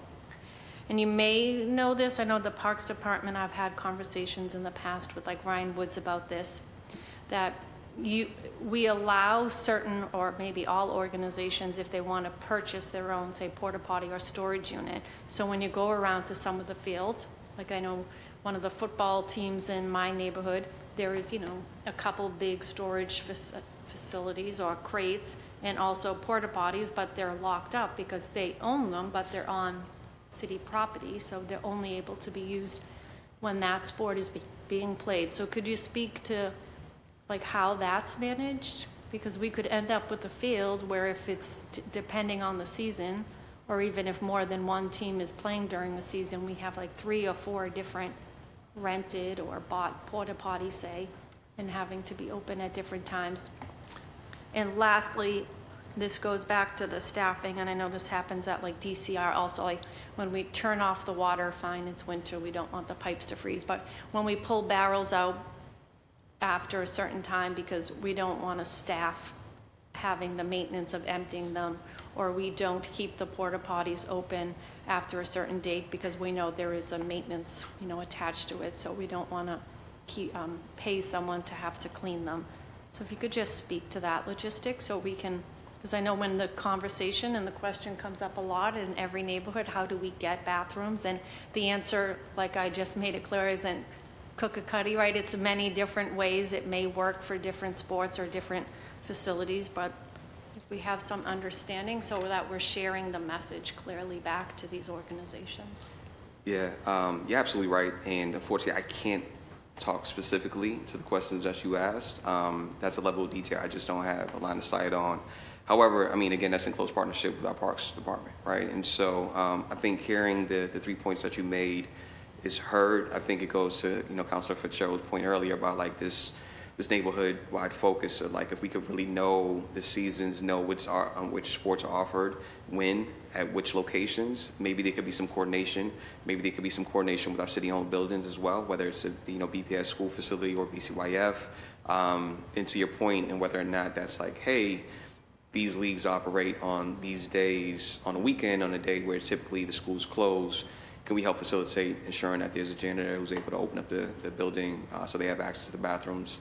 And I think that would solve, feed two birds with one seed of like both the need to not purchase or rent a separate porta potty and to be able to provide access to bathrooms, right? And so I think, that last point. But I think absolutely right. I think it could be unwieldy if we do allow private organizations to have access to means to purchase or rent the storage facility. Again, I don't have a line of sight, whatever, but I could definitely envision, multiple, storage units, taking up space or parking lot space or anything else like that. Or parents saying, well, there's a porta potty here, but it's locked, and I was trying to explain, we don't have the key because we've allowed some other person or organization to lock it. Like it's their responsibility because they're the ones who've leased it or rented it. So I understand on their end. Yeah, so we can get it from both ends. Yeah. But again, to the point of like, if we're looking for access and availability, we really want to make sure we have this holistic view. I think that will come in deep coordination. So we're working on it, Councilor. We're definitely working on it, but thank you. Thank you. And I know we often talk, about the big sports, and depending on who you are, I guess that list would change, but when I'm thinking of like field hockey, fencing, wrestling, dance, chair, like the other sports, what falls under your purview? And everything. And anything, or like, is there like a list and it may exclude some, or how do we? Well, I mean, yeah, there's been some offerings that have been like, but I think, I'll let definitely Tariq, but I think, Councilor Worrell, brought up lacrosse. He didn't bring it up in today's hearing, whatever, but like I know he's done work around that space, whatever. So things that may not, enter like the city limits or our communities of like how it is that we're providing these other offerings that may have better line of sight or anything else like that. Like I've retired from basketball and taken up cycling, right? And better on the joints, healthy engagement, everything else as well, whatever. But like just in terms of like how do we introduce these multitude of sports to young people as well so they can have a wide range of offerings. Ultimately, our goal is not only to have the sport participation, but to build well-rounded adults, as they grow older, right? So these young people are able to have a multitude of offerings and saying like, hey, I know I could benefit from engaging in youth sports at a young age, not even for the sole purpose of going into a D1 college and then getting scholarship and then making it to the league. We know those chances are very slim. And we're battling that as well. Like there's people, there's parents that have means that like, I'm gonna bank on investing now to offset the cost of college in the future, right? And like those are not always guaranteed, right? And that's a gamble that folks are making, and it's just like that's the environment that we're up against. But holistically, I think the sports, again, the non-traditional ones is something that we're looking to amplify as well. I mentioned dragon boat racing. I mentioned other things too. Rowing, MMA, fencing. This is a circus program. So it's like when I first started my job, I was tasked to just getting the directory, tying it back to that, try to find all the programs that were out there. Still doing that. And so what I do right now is when talking with these community centers or talking with these programs, and they're trying to, because there's these sports, like non-traditional sports that exist, but no one knows that they exist. So the best way that I can help support them is trying to tie them into a BCYF center that's looking for more programming, a BPS school that's looking to get more non-traditional sports. And so that's the start of what we've been trying to do, like trying to just, create those partnerships there. And then any other way that they ask for support, whether that is, creating any type of programming on their side, that's how I provide support as well, just to help them get some more exposure on that side. Thank you. No problem. Do my colleagues have any other questions for this panel? No. Okay. All right. Well, thank you. I know we'll continue to work with you, and looking forward to the next panel to hear directly from them. But thank you so much for being here. Thank you so much for having us. Appreciate y'all. Thank you. So the second panel. Yeah. Okay, yes. So Brad Mahoney, Allison Saucier, Alf Gracombe, did I pronounce that correctly? I think Charlie Manakis is online. And do you know the name? And if Reggie Carter also could join us as a panelist. I think that's everyone who's here.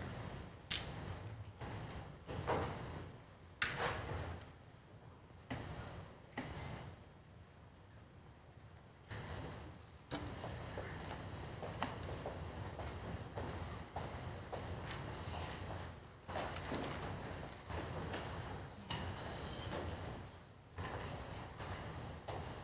Thank you. Just so you know, when the light is on, you don't have to press any button on the microphone. Sometimes, yeah, so Cora, when it's time for you to speak, she'll make sure your microphone's on and you'll be ready. So thank you for being here. If you could maybe start this end down, introduce yourself again, what organization you're from, and then we can do some opening statements. So thank you. All right, good morning. My name is Reggie Carter. I'm from the Hoop Collaborative Youth Development Program. We're based out of Boston and Brockton. We do youth sports for kids as young as 4 all the way through college. So as you say youth, we can go until you're 26 years old. We have programs in partnership with Match Charter School. So we're there on Saturdays and Mondays. We have a program called Saturday School where we train girls, skills and drills, basketball related. We have a fall preseason league that just ended last week Monday where we had 6 girl varsity teams playing in a preseason basketball league, getting them ready for today, because today is officially the first day of tryouts for MIA schools. And we also do work out in the Brockton, greater Boston area called Ladies Night. So, Awesome. Thank you. Thank you for being here. Thank you, everyone. Brad Mahoney. I'm a Jamaica Plain resident. I am affiliated with a number of different organizations, Jamaica Plain Reagan Youth League, Jamaica Plain Youth Soccer, and in the summer months, about 7 years ago, a good friend of mine, David Shapiro, and I started our own travel baseball team in the city, kind of as a counter to the AAU club team, and have also run futsal teams in indoor space here in the city. Thank you for having us here. No, thank you. Thanks for all you do. Thank you all for having me today. I'm Allison Saucier. I'm the Director of Community Programs at Boston Scores. At Boston Scores, we serve programs through BPS, after-school soccer and enrichment programs, as well as a high school program run by Ethan Goldman, which serves high school students across the city and also provides post-secondary readiness curriculum for them. Most recently, in the branch of programming that I work with at Scores is our community programs, which serve the community directly in East Boston through Vacation and East Boston FC, which is our recreational youth soccer program. Through the combination of those programs, we serve just about 1,200 students yearly through Boston Scores. Awesome. Thank you. I'm Alf Gracom. Sorry, Councilor Murphy, I should have given you a phonetic pronunciation of my name. I'm also, I've been on the board of Jamaica Plain Youth Soccer for 11 plus years now. I've also been a coach in the Regan League Baseball, so I'm in Jamaica Plain as well. JP Youth Soccer, over 600 kids a season we serve. We run programs in the fall and in the spring. And yes, thanks for having us here and for just arranging for this hearing today. Thank you. Charlie? How are you? Hi, everybody. Charlie Menakis, and thanks for having me in. I do have a prior engagement at noontime, unfortunately. I've been involved in Little League Baseball in the Dorchester community, geez, for the past 32 years. All my kids played. The oldest is now 40. For the past 8 years, been involved with the Merged League of Dorchester Little League, and we provide baseball opportunities really year-round now with fall clinics, except for this past year, and winter clinics. We have about 500 kids in the program when you include the Challenger program for gifted individuals. And yeah, I've been on the board of Dorchester Little League for the past 8 years and served as co-president up until the past last year. So it's good to be here. Sorry I have to cut it at noon. No, that's fine. Charlie, if you would like, just because I know you have to go, if you want to speak to maybe some of the concerns you see or ways we on the council can help support, because I know over the years, as a neighbor of mine, my kids are a little older, but I know Councilor Fitzgerald's kids play underneath your leadership now, but thank you for all you do in the neighborhood I live in. But if you could just speak to that so we can hear from you. I did listen pretty intently to the discussion that took place over the past 90 minutes. Really happy that the hearing has taken place. Very pleased with the initiatives under the mayor for youth sports. Let me be specific. I'd like to make a shout out to Boston Parks and Rec. Dorchester Little League has a wonderful relationship with the team in permitting, and we have a great relationship with the maintenance operation team as well. One of the things that's very unique about our program is that we did initiate a public-private partnership with the City of Boston, with the Mayor's office's approval in Boston Parks and Rec. So we're gifted with a field, brand new field, 5 years ago at McConnell Park. And if you stop by there today, you would think that it was built yesterday and handed over to the community. So in that partnership, we thank the city for allowing it to exist.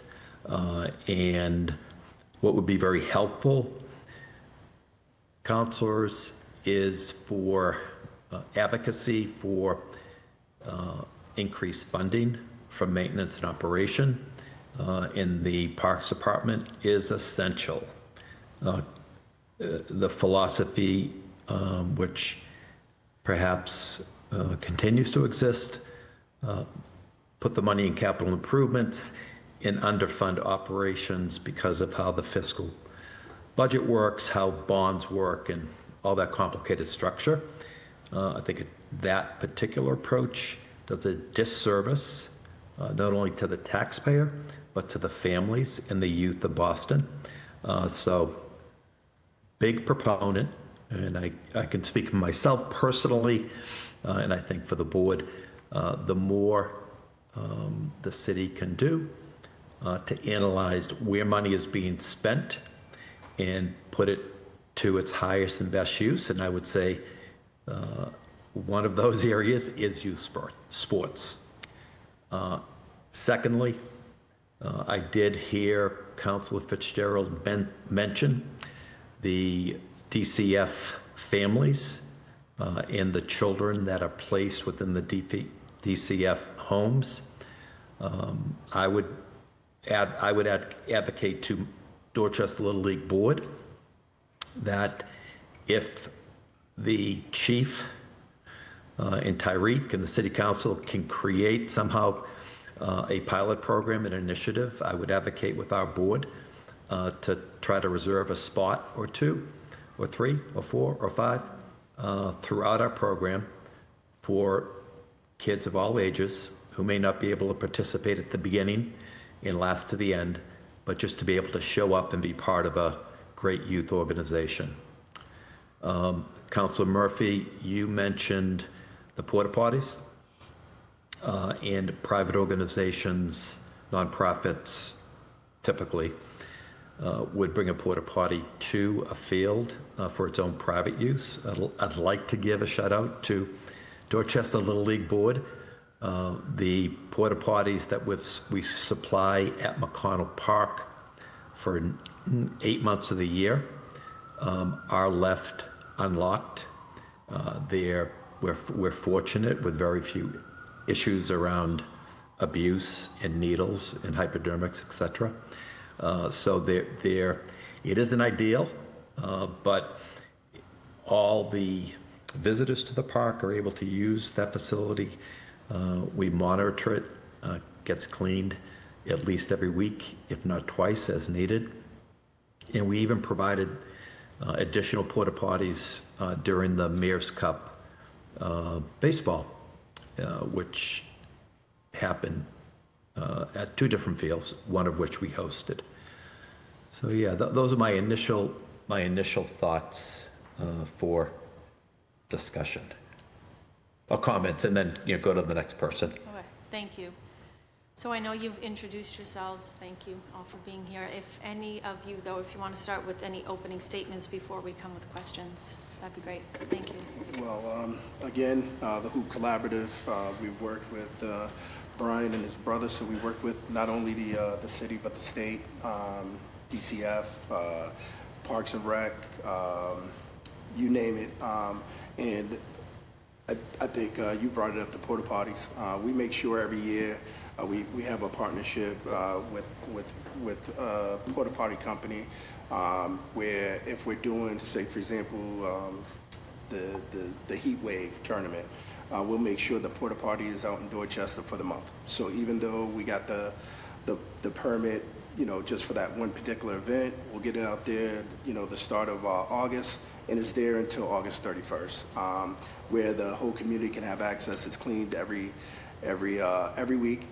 There's no locks on it, and it's stationed over by the basketball courts, because I know they have the Dorchester Eagles, they have theirs, or what have you, but that's one of the things that we definitely need funding for, and it's small, right? Porta potties, but for us too, a lot of the program we do is on the outskirts of the city. So we're out in Hyde Park. We're like that Mattapan Hyde Park area. Then we're up at Ronan Park. So a lot of the places where we're doing our programming, it's not easy accessible to the kids. And we did start out just in the summer, but with the support, we've been able to go year round. So funding for youth sports is super important. Not just having the right coaches, having the equipment, but the little things, make sure it's a safe space, and as simple as just having a place to go to the restroom. Thank you. I just want to acknowledge that the tremendous work that has been done in this space with the creation of the Let's Play, the number of free events and the BCYF programs, and the efforts to do that and kind of unlock, and having us here unlock kind of the challenges that we experience day to day is vitally important. And to kind of echo prior sentiments, I mean, increased funding for Parks and Rec is vital. Just kind of speaking from the Regan League's perspective, for example, Murphy Playground behind Muniz was offline, which required the Pony Division ages 13 to 16 to basically play at Jefferson Playground, which is scheduled to go undergo renovations at some point in the future. But that was really wet. It was tremendously challenging field space was a challenge. We were trying to fit in games at English when we could, which kind of drives down the experience for our young men, women. You know, Regan, we have 500 kids. Nearly half of our population is from outside of Jamaica Plain. And like many other organizations, we have a no questions asked, you know, scholarship program. So what we've found is over the past number of years, that $5,000 grant doesn't go as far as it once did. So if there's any way to bump that up, that obviously would be tremendously helpful. The other thing I would say within Parks and Rec, and perhaps it's related to funding, is just kind of greater coordination amongst the field renovations, the good field renovation work that's happening. You know, a recent example was taking offline Murphy at the same time that Billings Field, both of them are big league diamonds, and they were both taken offline at roughly the same time. And it kind of created a log jam trying to, for our summer team to kind of create a place to play. And so coordination amongst those efforts. And then here we are in December and we shift to the indoor space. So, and that's an entirely different permitting venue. It's not through Parks and Rec, it's through the school dude system at BPS. And the challenge there is we want our young people to be active. We want our young people to be playing something. It doesn't have to necessarily be any organized sport, but we want them active. And so that system is a little bit challenging to navigate, and many times there's a fee that's put back on the youth sports advocates. You know, Wednesday I just got a notice from BPS, $515, an invoice for use of the Curly Gym for 4 teams, when there's going to be a janitor at the Curly during those times anyways. It shouldn't be, right? We're creating barriers for our young people. We're creating a challenge for our families. And the one thing that's been mentioned is kind of like the age 14 and 15 plus, finding that space for them, and applaud all the good work that, you know, these organizations are doing. You know, physical, social, emotional, happened at home. You know, I have 2 kids, senior at BLS, he plays baseball, he used to play soccer, and a freshman, Iris. She dropped this on us over the weekend. I signed up for indoor track. We're like, oh, great. She's also signed up for a few other activities. But I guarantee you the reason why she signed up for indoor track was not because she wants to be running the 400 at the Olympics. It's because of that social, emotional connection. And in particular, with females, it's vitally, vitally important. You know, I've coached girls soccer, I've coached boys soccer, baseball, and I think there's an untapped opportunity here in the city. Talent needs opportunity. In ages 14 to 17, 14 to 18, there was no greater example than this summer. That summer travel team, we had kids from every neighborhood. It was about as diverse as you could get. We had kids from BLA, O'Brien, BLS, South Boston Collaborative, all over. We had players that had played with us in the past came back, and they had a wonderful season. And you know what? Probably 3 or 4 of those kids could play collegiately if it was in their mindset that that was an opportunity. And I'm not saying that's not the end goal. The end goal was the social, right? The connection. And I thought we were done because many of those kids are seniors. They asked, hey, we're going to play this summer again, right? So that's just an example of like everything that we're trying to do here. And so I appreciate you, you know, having this, the opportunity to kind of spread the good word and hopefully advocate for those things that we need to help get our young people more and more involved. Thank you. Thank you. And thank you for kind of naming that, the challenges, right? I know many times we have panelists come in and you don't want to sit there and sound as though you're complaining, but it's very important that we do hear from all of you who are like day to day dealing with, you know, the phone calls from parents at the field when you find out, you know, it's flooded, or all of the concerns you have, it's very important that you share those, so thank you for doing that. Again, I'm Allison Saucier from Boston Scores. At Scores, we have the unique position of serving both in the school system as well as now serving in a neighborhood youth soccer sense with East Boston FC. With our school programming, we're able to offer that for free to families. And obviously that's one of the barriers that right away allows families who might be under-resourced to access our programming. Because of that, we see a very diverse population across our school programming at the elementary and middle school level. One of the things that we are seeing in line with a lot of what's been spoken to today is a decline in middle school participants as well as girls participants across all ages of our programming, but especially the middle school and high school girls.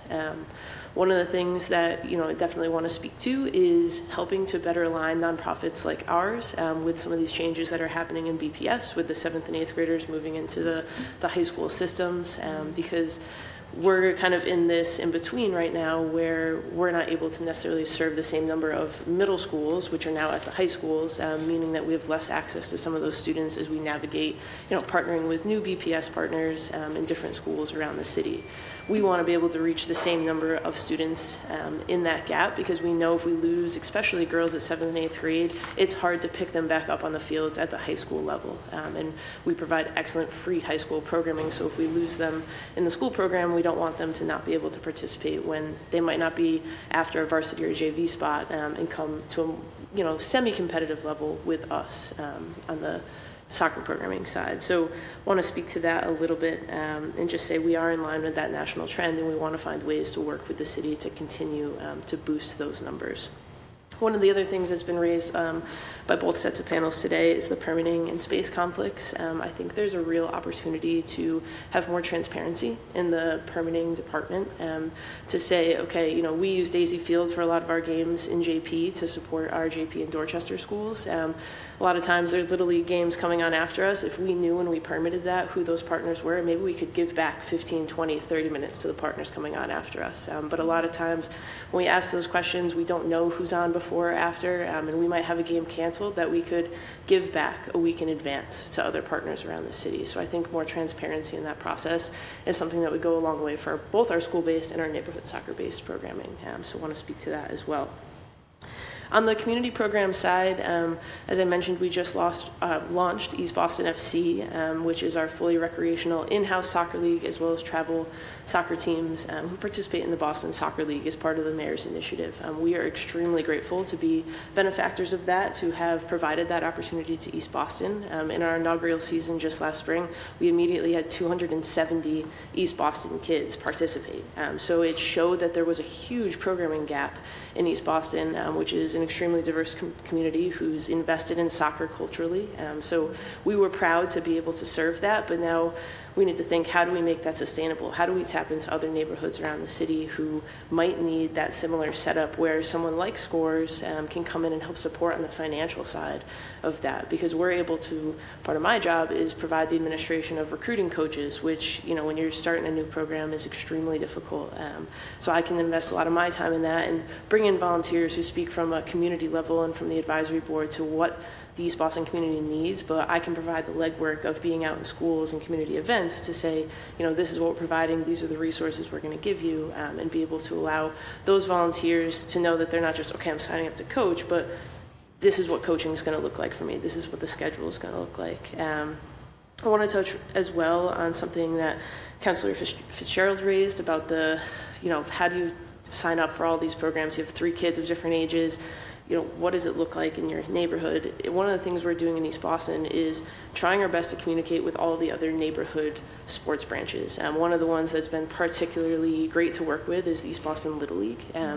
We've aligned so that they do their farm leagues and minors after our 8 a.m. soccer session. So all of our 3-year-olds to 6-year-olds play from 8 to 9, and then they walk 4 blocks over to Festive Field if they're doing Little League. Just helps the parents to know, that's going to be something we continue to do seasonally.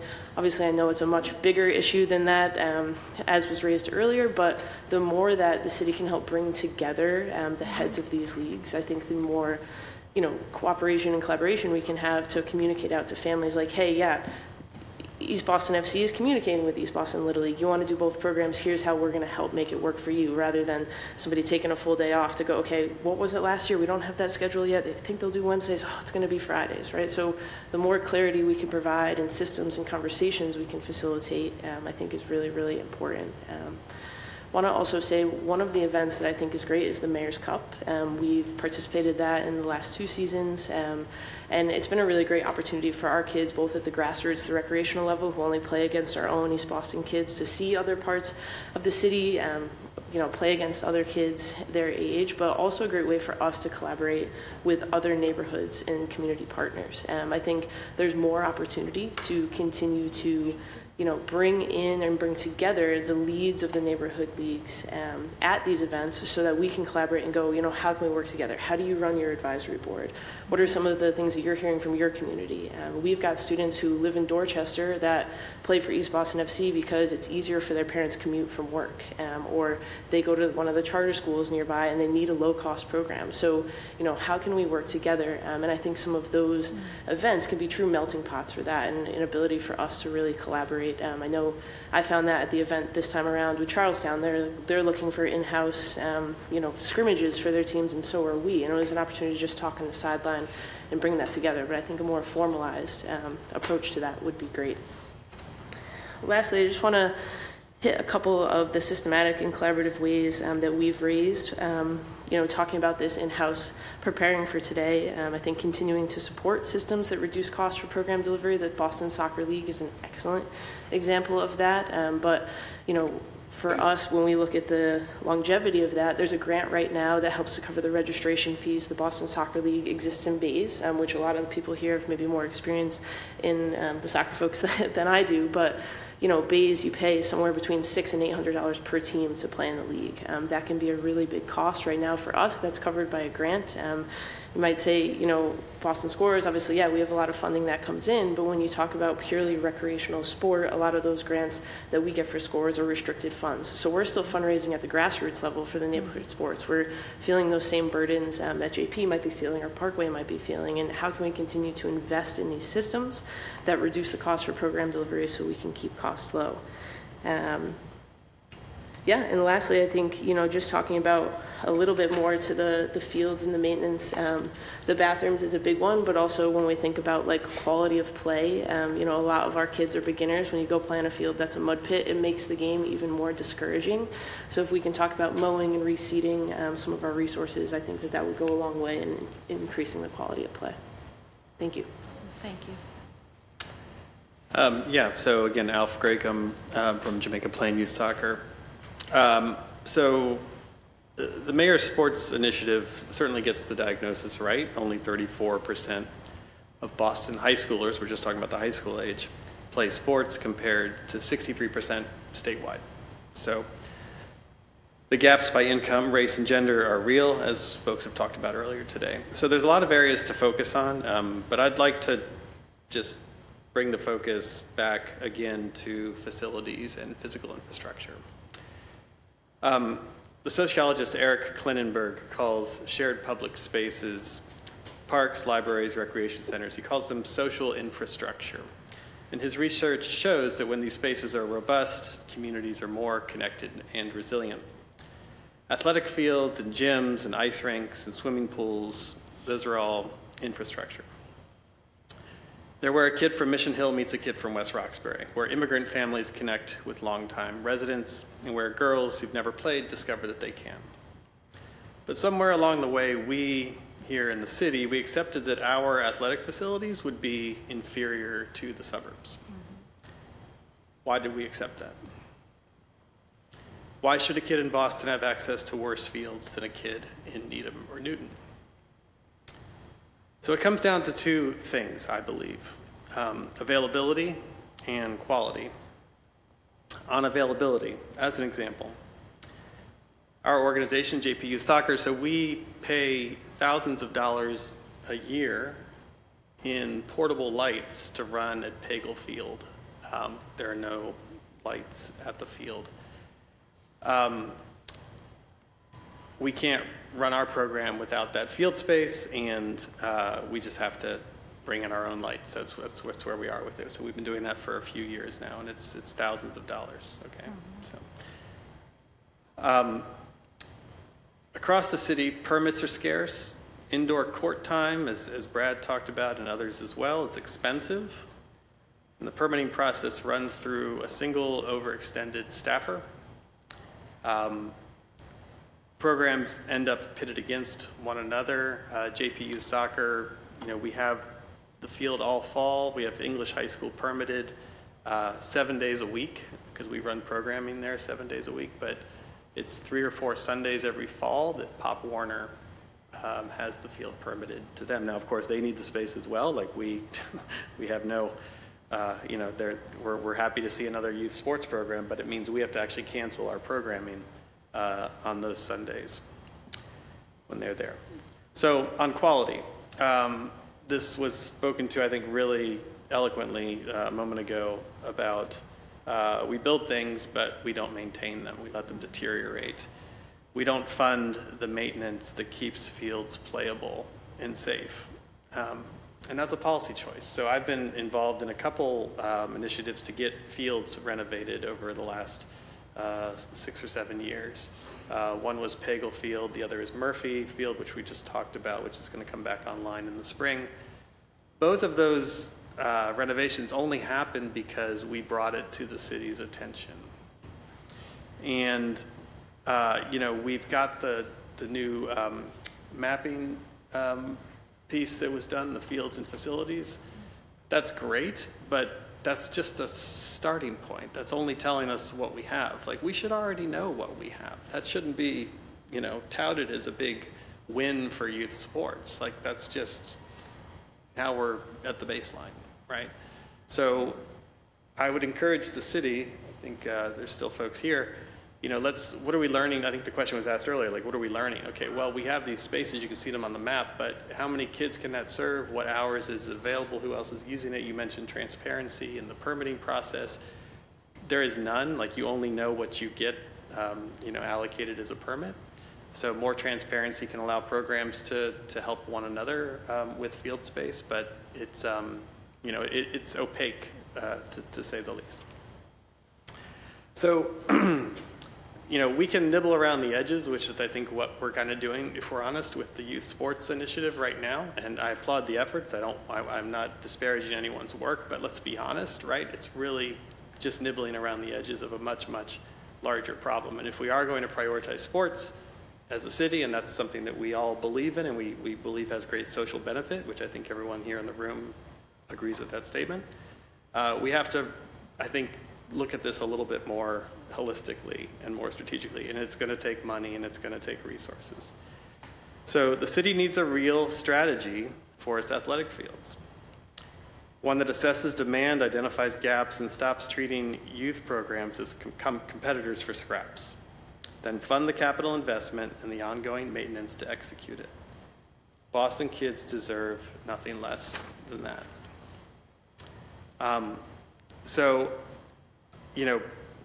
Bigger picture, zooming out, what can the city do? I do think, again, I applaud the youth sports initiative. I think it's important, but I also feel like it's probably under-resourced and understaffed. Parks and Rec is under-resourced and understaffed. So that, I guess, is the issue I wanted to put in front of our city councilors. I know that you are involved in the budget process, but I don't know how much is allocated specifically to youth sports from a budgetary standpoint. What is the sentiment in the mayor's office about, is that adequate? Are we budgeting enough? Or do we really understand the capital needs of building and maintaining athletic fields? It's expensive, I get that. We make it work in Jamaica Plain. We max out the space every season on the fields that we have. There isn't an inch of space available, frankly. Other parts of the city, maybe there's more field space available, but they have a different problem. They don't have these programs up and running. I mean, let's be honest, we're privileged in Jamaica Plain, West Roxbury, other parts of the city. where you've got dedicated adults and folks who are, maybe have more time on their hands and are available to put their time towards these programs as volunteers. But that's another set of issues, but none of it can happen without facilities. And so to not start the conversation there and to be clear-eyed about what's required to do what we all want to do and believe we should be doing around youth sports, there just has to be a new strategy put forward and executed on around field space, court space, and athletic facilities. Thank you. Thank you. Thank you all for bringing your voices and your insight. We're going to go to some questions now. Councilor. Thank you, Chair. Thank you for everyone for being here. I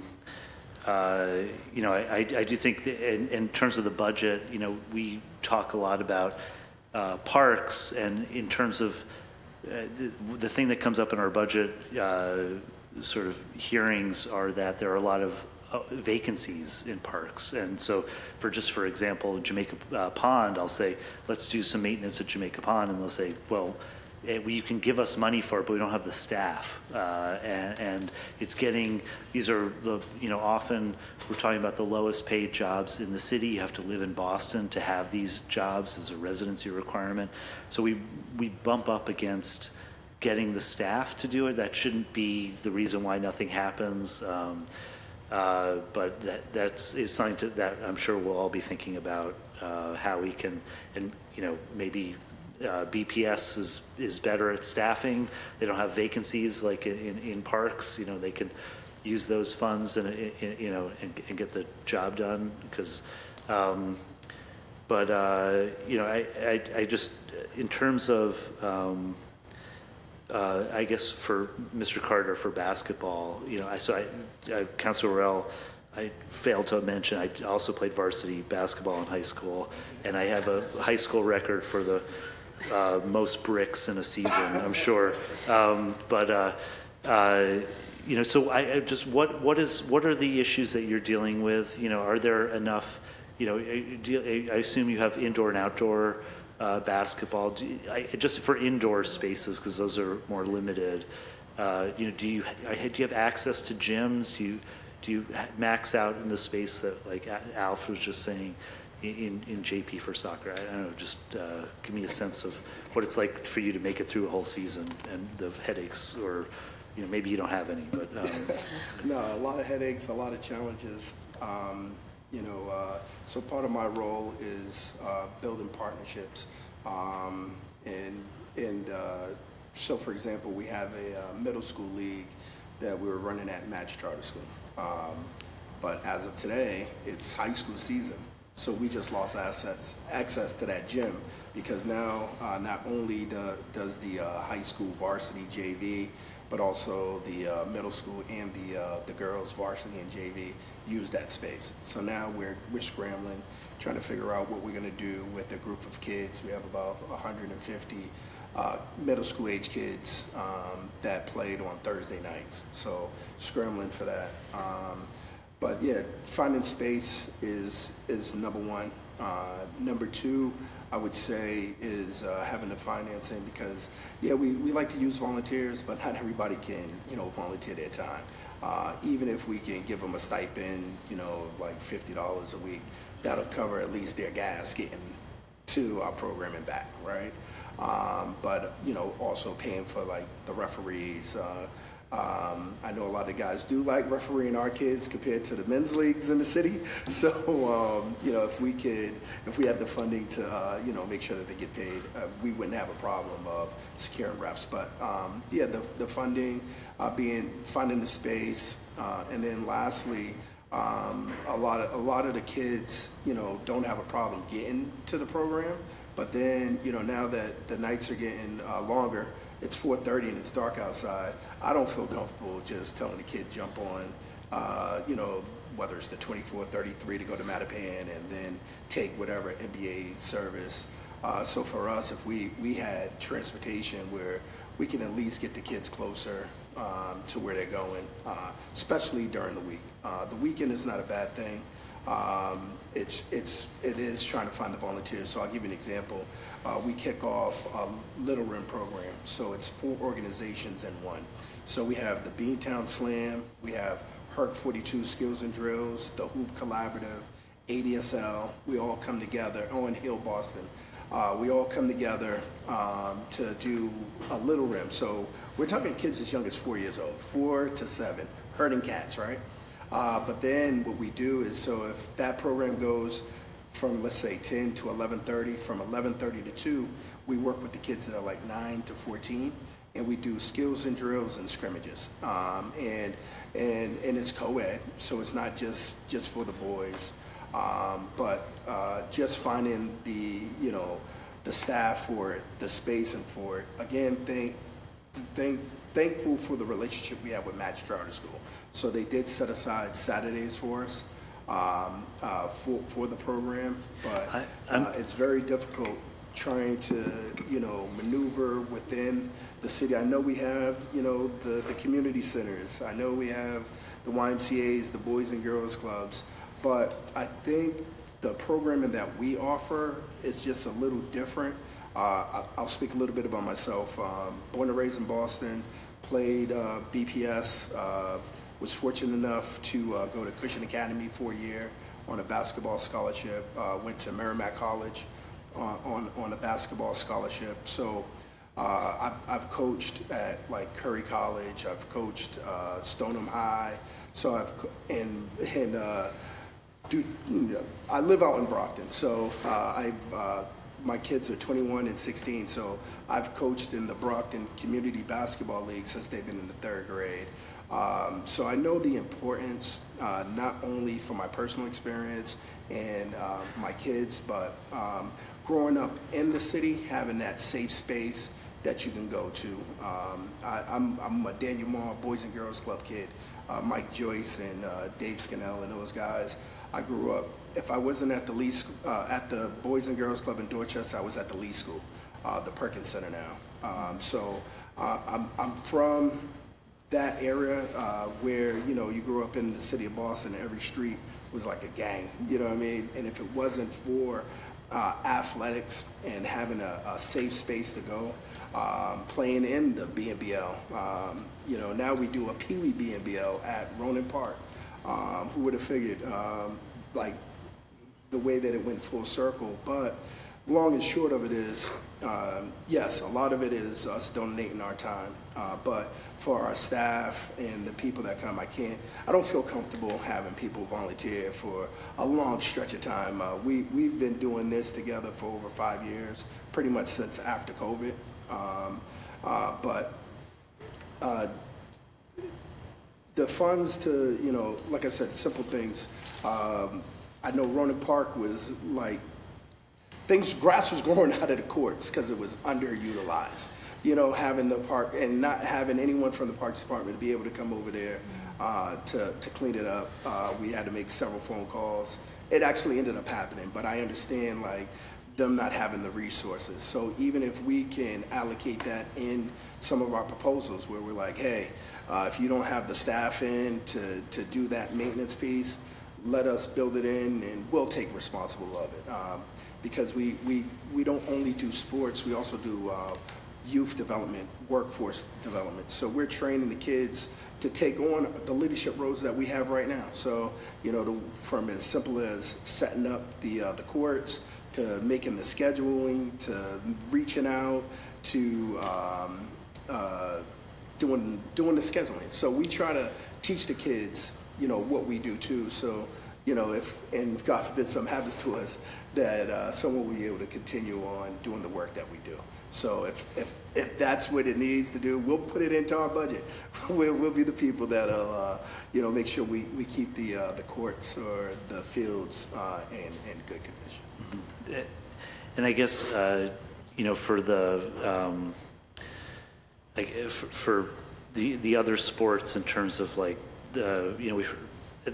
assume, I don't know, for outdoors, I assume basketball courts have lights.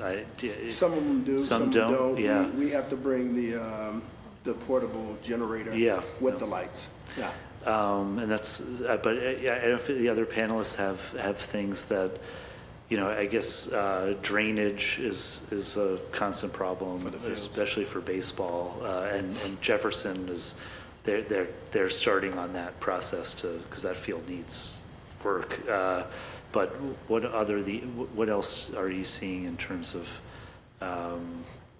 common problems? I will say Pagel Field is in Councilor Worrell's district, so it's good that he's here. We're talking about lights there. But is there anything else that you want to highlight that is kind of that we haven't heard about? I'll just mention one thing about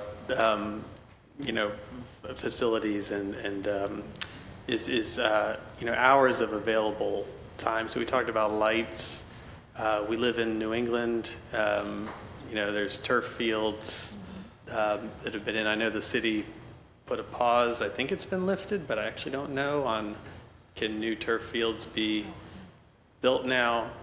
Now, I don't want to get into that specific issue because it is a complex one, and I think there are legitimate health concerns that need to be understood. But those fields do provide hours and hours of access that would not otherwise be available. After a rainstorm, you can play on them. During a rainstorm, you can play on them. And that matters. So this ties back a little bit to that mapping work that's been done. That only tells you location and like type of field that it is, but I think there's a lot more data that needs to be made available in terms of just like hours of availability. I think once the city starts to get more sophisticated about how it's assessing the fields and the resources and courts, whatever it might be that are in place, and then understand where the need is, like how many kids are there, what areas are not, using these fields. So just getting more granular about that data and smarter and more strategic about how we use the it's never going to be a resource-rich environment. I think we all accept that on some level. I wish we didn't, but we do, and we have to. So doing more with what we have and then pushing for more. But I think safety, transportation. You also talked about volunteers. Maybe that's a place where the city can lean in a little bit with all of the universities that we have, getting more younger folks to connect with our programs as volunteers, as coaches. Kids love it when there's young adults who are teaching them rather than their parents. Their parents are not nearly as cool as the 20-something or teenage kids who get involved. So that's a big, and maybe that's where the city can just help connect people, because it's like volunteer recruitment is a real stress and strain on our programs. And I think we see it with our in-house soccer program, which actually serves the broadest demographic. We get more kids from outside of Jamaica Plain, and more families are taking advantage of the no questions asked financial aid. So that indicates that it's meeting a need. People are signing up for the program, but we actually struggle with the volunteer recruitment in that program in particular, because I think, just a little anecdote, I was on the sideline, I was out on the field coaching one night this past fall, and I just step off the field, there's a dad, he's there watching his son play, and I say, who's your son? He points him out, Caleb there. So we're chatting. He's like, yeah, I'm sorry I got here late today. I work 4 jobs, okay? And I'm just happy to be able to get him here. And I'm like, I'm so glad he's here. And I often go talk to the parents because it's also a volunteer recruitment opportunity. It's like, hey, maybe you want to get involved, And I'm like, this guy's yeah. But this guy, he's telling me a story. He's working 4 jobs. How can I possibly ask this guy to give more time? He just needs a break. Just getting this kid there is mission accomplished. So that's another, I'm glad you brought it up. I think programs across the city see that, and maybe that's a place where the city can also be more involved. Okay. Thank you very much. I will say I I once saw this a German national soccer team player, Jürgen Klinsmann, who's one of the best forwards in the country's history, speak, and he was saying how our sports are too structured here, especially our soccer. There's a lot of pay to play. He was like, I learned everything I needed to know on the playground, with my friends, and I do feel like that is the path to success for all of us. And I'd love to see, more kids in terms of like getting the resources in place for kids to be able to go out and play basketball or baseball or soccer, because I think that model is, really what's honestly like where more people play basketball. Soccer, we struggle to like develop those players because it is just, it's very structured. I know JP soccer has like a more hands-off, and Boston Scores too. So just getting those resources in place to allow kids to go out and sort of explore their own imaginations and make up their, and hone their own games. And that's really what it takes, I think, for anybody who's playing basketball at a Division I school. They've played a lot of basketball on their own. That's kind of how I think about it. Anyway, sorry. Thank you, Chair, for that digression. Councilor Fitzgerald. Thank you, Madam Chair. First, Mr. Carter, the grass at Ronan, you're welcome. We got those up right before the tournament last summer, right? A lot of calls. It was a lot of calls, but we were happy to see that done. I think the fence is now, I don't know if the fence is fixed too yet, but I know that was coming. I did that fixed this summer. All right, I think the fence, the fence was down, but I think that's fixed as well. And I'm proud to have folks from the Regan League here. I don't know if you guys know, I represent Dorchester, but I'm a Regan League alum. And I spent all my youth there up until 12 playing, and was actually Manny Del Carmen's catcher for a while for the Red Sox. And he was just as good back then. I almost didn't play my 12-year-old year because I was... Huh? Yeah, no, being the catcher, no, it was brutal. I almost didn't play. I said, Dad, I don't want to play because there's this kid Manny in the league, and I don't want to face him because if I get hit with one of his pitches, I might die. And he said, shut up and go play, right? Go figure it out, right? This is life, son. And he sent me, lo and behold, he ended up on my team, but even worse, I was the catcher. So I just got hit over and over again. But regardless, happy to see you guys here and all the work that all your leagues have done.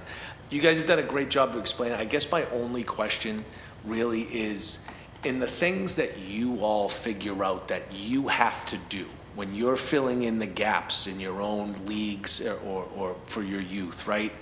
And you've done a good job of explaining some already.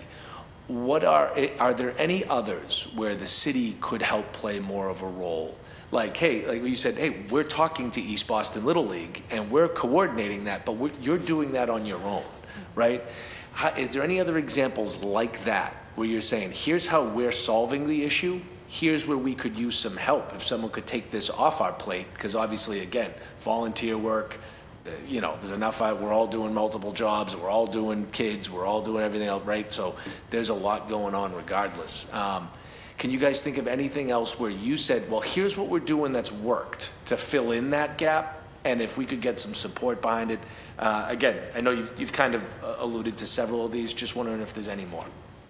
And I could start with anyone. Well, so I was talking to a college baseball coach here in the city last week, and he said to me, I'm looking for a baseball field. And I said, well, okay, what does that mean? He said it needs to be up to NCAA standards. I said, what does that mean? It needs a batting cage, and it needs bullpens. And so I suggested, well, why don't we talk to the city about you sponsoring renovation construction of a ball field that would give you access, but then be a greater community benefit. So that's not something that we've done, but it's an idea, kind of like the creative thinking that helps maybe fill multiple needs. And then on the facilities piece, we're talking about turf and not wanting to go there, but I do think to help everyone's understanding with that, kind of some creative thinking, like there's been organic fill turf fields, kind of understanding from the top, like what's the driver behind that? Can we even explore that, right? Like I don't think we necessarily know that, and I understand there are budgetary issues related to that, and So those aren't two things that I'm directly impacting, but I think the creativity and kind of solving facility problems could be beneficial because they pay dividends down the road. It just requires kind of some engagement and piecing together different parties and having a willing audience, which I think the city is based on the public-private partnership that Dorchester set up, for just Little League. So. Yeah, I want to just raise, I guess, back to the idea of volunteers and the difficulty recruiting. One of the things that I do think we do well is that we engage our high schoolers in opportunities to come be a volunteer coach, and we train them alongside the adults. Because we're still kind of in our infancy in East Boston FC, we haven't had a ton of high schoolers doing that, but one of the pool of students that we already have is we pay our high schoolers to referee our school games, which is often a great entry point for them to, have a first job, have that, sense of accountability, checking the weekly schedule. And then what we're doing now is we're trying to take some of those students who are really invested in that, or maybe close to our East Boston fields, and get them to be trained soccer referees. Historically, there's not a lot of actual referee trainings that happen in the city. You have to go outside of Boston to find those. So I think if the city could help either cover the cost for those students to sign up, I think it's somewhere like $125, $150 to attend that training. It's a great first job opportunity, and then you're looking at, the league we play in pays, I think, minimum of $40 an hour for these high schoolers to referees game. It's an awesome opportunity. So if we could help to host some of those trainings and opportunities for our high school students to become referees, I think that's a great avenue. One of the things I did this season was we had a couple high schoolers who, we sign off on their volunteer hours, they help coach Mondays and Wednesdays, and then they do the in-house games, and we pay them for that on the weekends, and they ref those games rather than coach. So trying to create some dual opportunities to keep high schoolers on a pathway where they're learning to coach, they're in it, they're seeing it, but then also able to earn some money. And I don't know the full reach of the Success Link program, but I know we use that for our summer opportunities. Maybe there's some opportunity where the city can support neighborhood programs, being able to pay some of those high schoolers as referees or assistant coaches. I just want to second that. We started a program in Jamaica Plain Youth Soccer when we spun up our in-house league we call it the Junior Referee Program. And this actually gets kids into the referee pipeline before they're even old enough to be accredited at the state level. They can ref in our in-house program, and it has been such a success. So JP Youth Soccer is one of the few programs, statewide that does not have a shortage of referees. And my son was a referee. They make some money. It's great. And also, there's a real skill development aspect to being a referee. I'd say the same about coaching as well. So I would encourage the city to lean in on that piece in particular. Great. That's all my questions. Thank you. Thank you very much, panel, for being here. Appreciate all your time. Thank you all. Councilor Rowe? Thank you, Chair, and again, thank you for all the work that you do with our young people. I like all the ideas and the solutions that has been brought up. One of my questions is around funding, right? For us to kind of get a better understanding of how much more funding, right? I know that they have I forgot the grant that they just said that they have. What's it called again? The Play Grant? Yeah. Let's Play Grant, right? They get $5,000. But, kind of getting an understanding, is that just a drop in the bucket for some of your organizations? If you could just tell us, what's the cost of running your program in, so we could get an idea of, how much more funding, the city should be awarding organizations. Yeah, so I'll break it down and what we do on the basketball side of it. So for example, just to run a tournament for a weekend, it's going to cost us about $10,000. And that's just a weekend. But for example, we have the Empower Her Basketball League. It's 6 girl high school teams. We have Boston Latin Academy. We have O'Brien, Neighborhood House, Match, Boston Green Academy, New Mission, right? And just covering the cost for the gym, the referees, the people that do the table, the jerseys, trophies, and all that. Just for that one particular program, you're looking at about $15,000, and that goes for like an 8 to 9 week, including the playoffs. And we also make sure that, we like to add elements of making sure that they have, water, Gatorade. We have a DJ there and a play-by-play person as well to give them that experience. So even if they don't make their high school team or don't play at a college level, we try to give them that experience. For a Saturday school program, especially where it's designed for girls ages 6 through 19, that's somewhere that's going to run us about $10,000 to go for 8 weeks. And what we do there is, in a lot of our programs, I heard you guys mention earlier about AAU and competitiveness. We find a fine balance. So what we do is we break it up where don't matter if you're a beginner, intermediate, advanced, or elite, we have something for you. So we all come in together, we all stretch together, and if we do like a check-in, we check in together, but then we break you up, but we have different coaches, different skill levels. So if you're advanced or elite, you're gonna go with, someone who's been coaching on a high school, college level. If you're just beginning, we can have a parent who is there with their 4 or 5-year-old, set up the little hoops and just give them encouragement. And then you got that in between where you want to try to give them the skill set, try to push them a little bit, but not too much so that they quit. So you have to have the right personnel. So a lot of the funding is, is it equipment? Yes. Is it space? Yes. Is it paying for the food, shirts, things of that nature? Yes. But also it's the staff. And I think you guys touched about it a little bit.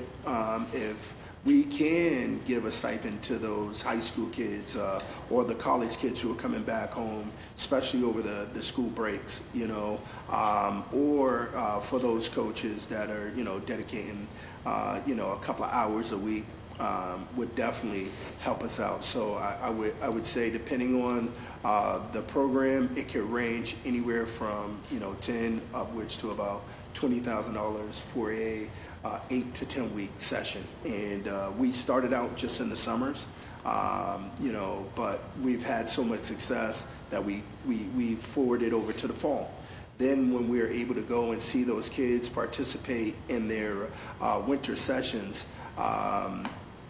it makes us come back in the spring because they had so much success. They're like, oh, what else you got? So it gets that buy-in, and we'll be able to reach more and more athletes, not just the girls' side, but on the boys' side as well. So thank you. So the Regan League, we have about 500 people, and we're under $100 per registrant, basically from mid-March all the way through mid-June.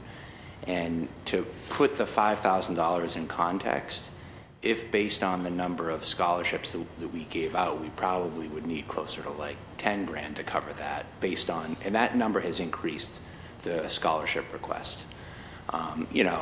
We're charging under $100. We're basically breaking even, maybe making 5-6 grand a year in a good year. But that additional money, we do pay our umpires.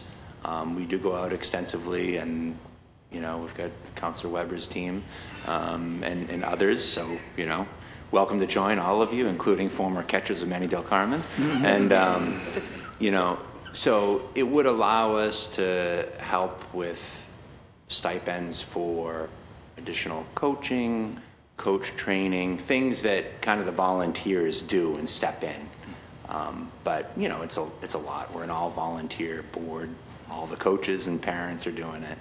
And as for my summer team, that's like a break even. We travel around Massachusetts, and it's a $1,000 registration fee, and kids pay what they can.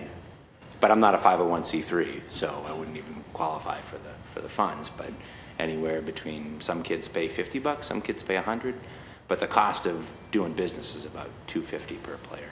So. Yeah, I think from being in the Boston Soccer League as part of the Mayor's Initiative, some of the costs that to even become a MISA member for an organization, we're paying $22 per volunteer to MISA, and we're paying, because we're a nonprofit, $11 per player, but the set cost is typically $22 per player. So last week we got an invoice that was $6,000 just to register all of our players with MISA. So that already is those $5,000, if we get that grant, going just to that administration fee. So, you know, I think that's not even including supplies or wanting to increase the scholarships that we're able to provide. You know, we've given out, I believe we gave out 32 scholarships this season. Whether that covered the cost, we charge $100 for the grassroots league or $200 to participate in travel, which helps to cover some of the additional costs of the travel program. But we don't say no to anyone who needs a scholarship. So being able to increase scholarships, I think, is our biggest goal.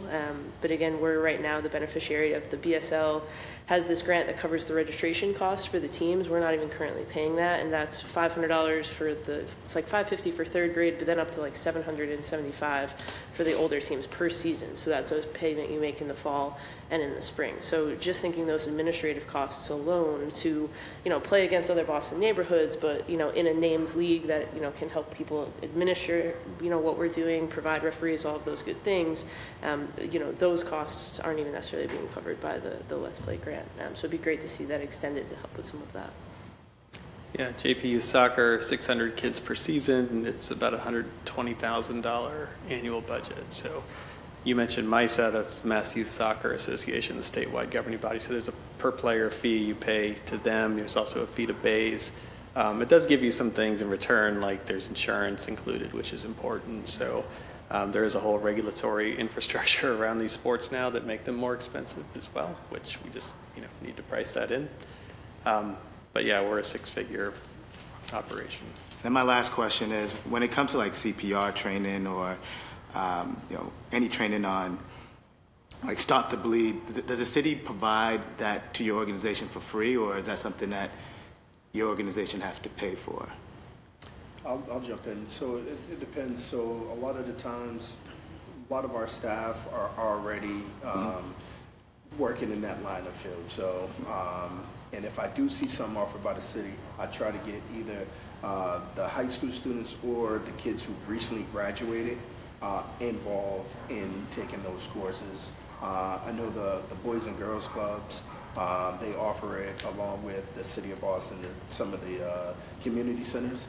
So whenever I see it's available, I try to, you know, send some of the volunteers there so that it's not falling on our bottom line. Yeah. There is safe sport training and concussion awareness that on the soccer side, there's a whole coach credentialing process, and that's part of the Mass Youth Soccer provides all that. Awesome. All right. Thank you. No further questions. Okay, just have a few kind of comments, maybe questions, but thank you, Alf. You mentioned the investment, right, and how we do, and you've all talked about being on the field or on the courts, knowing that we definitely need to invest more. And 4 years ago now, my maiden speech was on, you know, this lack of investment in youth sports and how important it is at the school level, at the volunteer neighborhood level, that we make sure our kids have opportunities like this. And when we spend the most per student in the state and our kids, as a former BPS teacher, we could always use more money, but we do have the highest per pupil expenditure. But 4 years ago, we were only spending of over $30,000 per kid, $76 per kid towards our sports. During the wave of ESSER funding, we were able to bump it up to 96, but some towns spend up to 800, right, and have less per student, where the state average is double what we invest. So even at the school level, we're just not investing, and that's why when we go around to these gyms and we see, you know, buckles on the basketball court, or, you know, just equipment that is so outdated, that we definitely need to invest. Our Parks Department is doing a wonderful job. It's like, yes, our departments and our schools are trying their best, but we as a city definitely have to, right? We shouldn't be going to McConnell Park or to Walsh Park and feeling like that shouldn't be the exception, right? All of our fields and parks should look like that. And you spoke about a lot of the things that we could maybe suggest you obviously are already doing, but I think it's great to highlight. Like, I know Dorchester Baseball, the Challenger Baseball, just has this amazing peer coaching program where there's almost some games you go to and there's like 2 kids per player because there's just so many kids who volunteer and they come back, and it's tied in many times too with like their high school volunteer hours. So they might be at a school that's requiring, not always BPS high schools require it, but if we, you know, kind of tie into that more with the guidance counselors maybe or social workers at our schools, like how do we get some of these kids to volunteer some of their hours back? Or like DYH, I know, you know, you can work at the snack bar, you can get paid to do the clock in the morning, so that frees up an adult coach to be on the ice if a younger kid is in the, you know, doing the clock. So, I mean, ideas, we have many, but we have to definitely do a better job, I agree, of just investing and making sure. One of the things too, I mean, this conversation is around barriers for kids, making sure more kids can play, but also how do we support the organizations like yours who are already showing up for, I mean, you said it, hundreds, thousands of kids are already showing up, and we have to make sure we can continue that infrastructure. I've held a hearing 4 years in a row now, like in the next couple of months we'll have one again where let's get ahead of youth summer jobs. We should be meeting in January and February making sure, and one of the barriers we find out is it's as simple as many kids just don't have access to getting a copy of their birth certificate on time. It's not that they don't want a job, it's not that they don't, you know, but they go and they maybe find a job, maybe they go to that great job fair with their friends, but then they find out like their paperwork isn't up to date. So how do we work with, like I've always said, the school nurses have the information that might be allowed them to get their, you know, their working papers. So when it comes to youth sports sign up, like Councilor Fitzgerald said, I remember those days, right, where it's a lot of work and your family calendar is busy, but you wouldn't want it any other way, right? You mentioned your daughter, right, came home and she's gonna run track and she's gonna meet new friends. I remember when my daughter told me she was doing rowing. An academy doesn't offer rowing, but she found out that you could hop on the van that brings you over to Brighton and you're doing like Boston Row. So this, just knowing that there's opportunities out there and how do we make sure all of our kids and families, but just thank you for the work you do. I know we're gonna go to a few public testimony, some questions people have, and then we'll do some closing statements from everyone. Thank you. If Ethan Goldman, John Hanna, and Kaligo are here, if they did sign up for public testimony, I know sometimes people sign up thinking, We didn't put them to sleep. but please come up to one of these microphones. You would have, yeah. You have 2 minutes. If you could just state your name, your organization. Thank you. Perfect, thank you. My name is John Hanna, and I'm a board member of Parkway Youth Soccer. I've been there for 25 years. Parkway Youth Soccer is a 100% volunteer organization. We have over 1,400 children that play in our program between our house league and our travel program. Being with the program for such a long time, I've watched its progression from being at Heinz Field, where we used to store the soccer nets up in someone's garage, and every Saturday morning we'd have to go up and bring them out of the garage and set them up on Heinz Field. It was much smaller at the time, so we didn't have full-size fields. Now we have the opportunity to utilize Millennium Park. It is a beautiful place. It is probably one of the most beautiful spots you can go and stand and look out and see the foliage and see the Charles River and enjoy the city.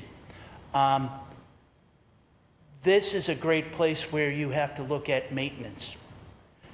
Everything that went into the construction and building of this park requires maintenance so that you're not having to reallocate large dollars to bring it back online.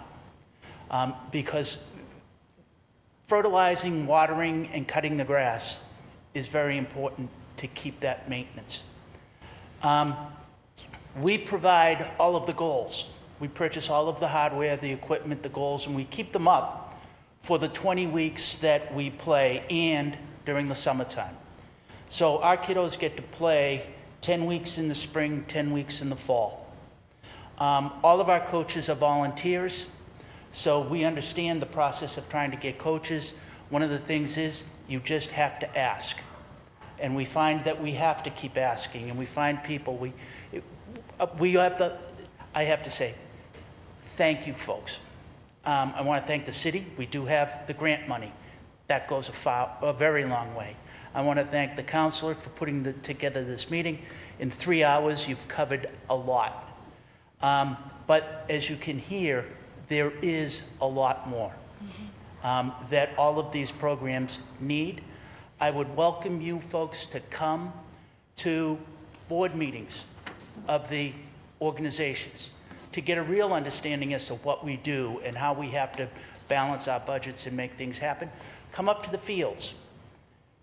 Come up for a full day, not just to pass through, but stay all day and watch what happens during the course of the day. So with that, I just want to thank you folks very much, and hopefully we can get it done. Thank you. Thank you, John. Kaligo, did you sign up for testimony? Anyone else? Yes. Here. Are you here for testimony? Yes? Okay. Okay, you have 2 minutes. If you could just say your name and your... Kaliga, I am a BPS parent of 5 who went to BPS schools. My son is currently at Tech Boston. He's a junior. He started at Parkway, by the way. He's been on the varsity team, playing for the varsity team since a freshman. He did some Boston Scores, but it conflicted with his club schedule. We had him at Hammer Club. He's now 2nd Division IFA. Last year, he also went out for basketball, and I do have to say they missed some games because buses did not show up or come on time. This year, he's doing track. So he's done 3 sports at Tech Boston. They have no real facility. They run up and down the stairs. They run around the neighborhood. So I am here to, as you all know my position on White Stadium, I am saying we could save $30 million without that pro soccer team coming to White Stadium that could go to Boston school facilities and to Boston school sports. We definitely could if we just built back White Stadium for what it was intended for BPS kids and for community use. We already took away a basketball court because of that bigger footprint of White Stadium, which a lot of people played at in the good weather. That's already gone. And that's not why I'm here, though, alone. I'm here also because certainly sports takes money, as you've heard constantly in these 3 hours, and so that would free up some money. I want the women's soccer team. We're a soccer family. My brother was a pro soccer player. He's head of business and sports at 2 of the biggest law firms in Boston. First he was at Goulston Stores, now he's at Prince Lobel. So yes, I want the women's soccer team. You know where it belongs? Up the street from Millennium Park at the old West Roxbury High School spot. There's plenty of parking. It's off Route 1 or VFW Parkway. It is a perfect place, and it would be really a boost, I think, to the soccer program there. But I'm also here for another reason. Boston school kids do not get looked at for college scholarships and for pro. And there is a person who is head of the BCYF program at the Johnson. He's head of the Johnson Community Center on 68 Annunciation Road in Mission Hill. Andrew Angus played college soccer, and he also played, can I just have another minute? Please? 2 more seconds, yes. All right. And he played pro overseas. He's trying to get Boston kids recognized more because he's trying to get coaches and things. Can we support him, please? He is the head of the Johnson Community Center. He's trying to get kids that play basketball and soccer and other sports in Boston to have college coaches look at them and pro coaches. We need support. I spoke to the chief about him. He knows Andrew. Lots of people know Andrew. And the other thing is, I just want to say I'm an RN in Boston over 48 years. I'm a violence prevention nurse. I think every child in Boston schools and every school in this country should be taking martial arts because it actually teaches you to be a peacemaker.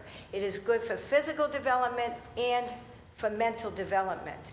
And that should be part of Boston schools. Thank you. Okay. So we are going to shift to any closing statements. Yeah. Sure. Thank you for giving me another minute. Of course, thank you for being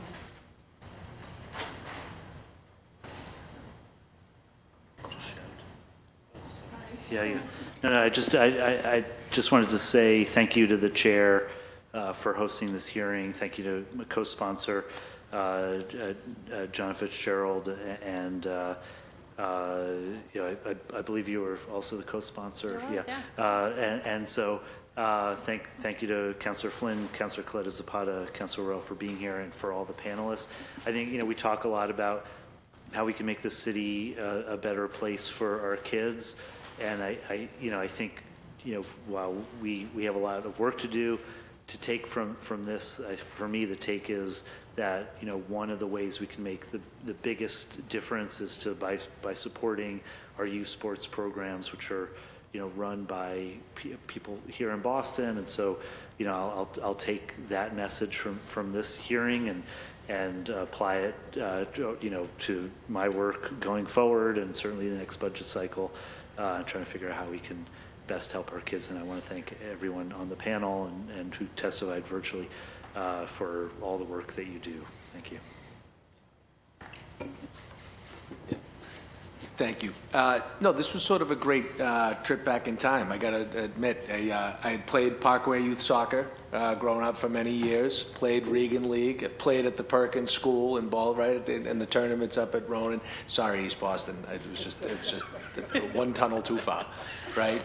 And I am meeting with Dorchester Little League. I'm attending their board meeting tomorrow night, and just joined the board of a mixed martial arts portion in Dorchester, because I agree with you that that's an important piece of this. And so I look forward to all of that. So my promise all to you is that we will continue our advocacy here on the council and how to fund this.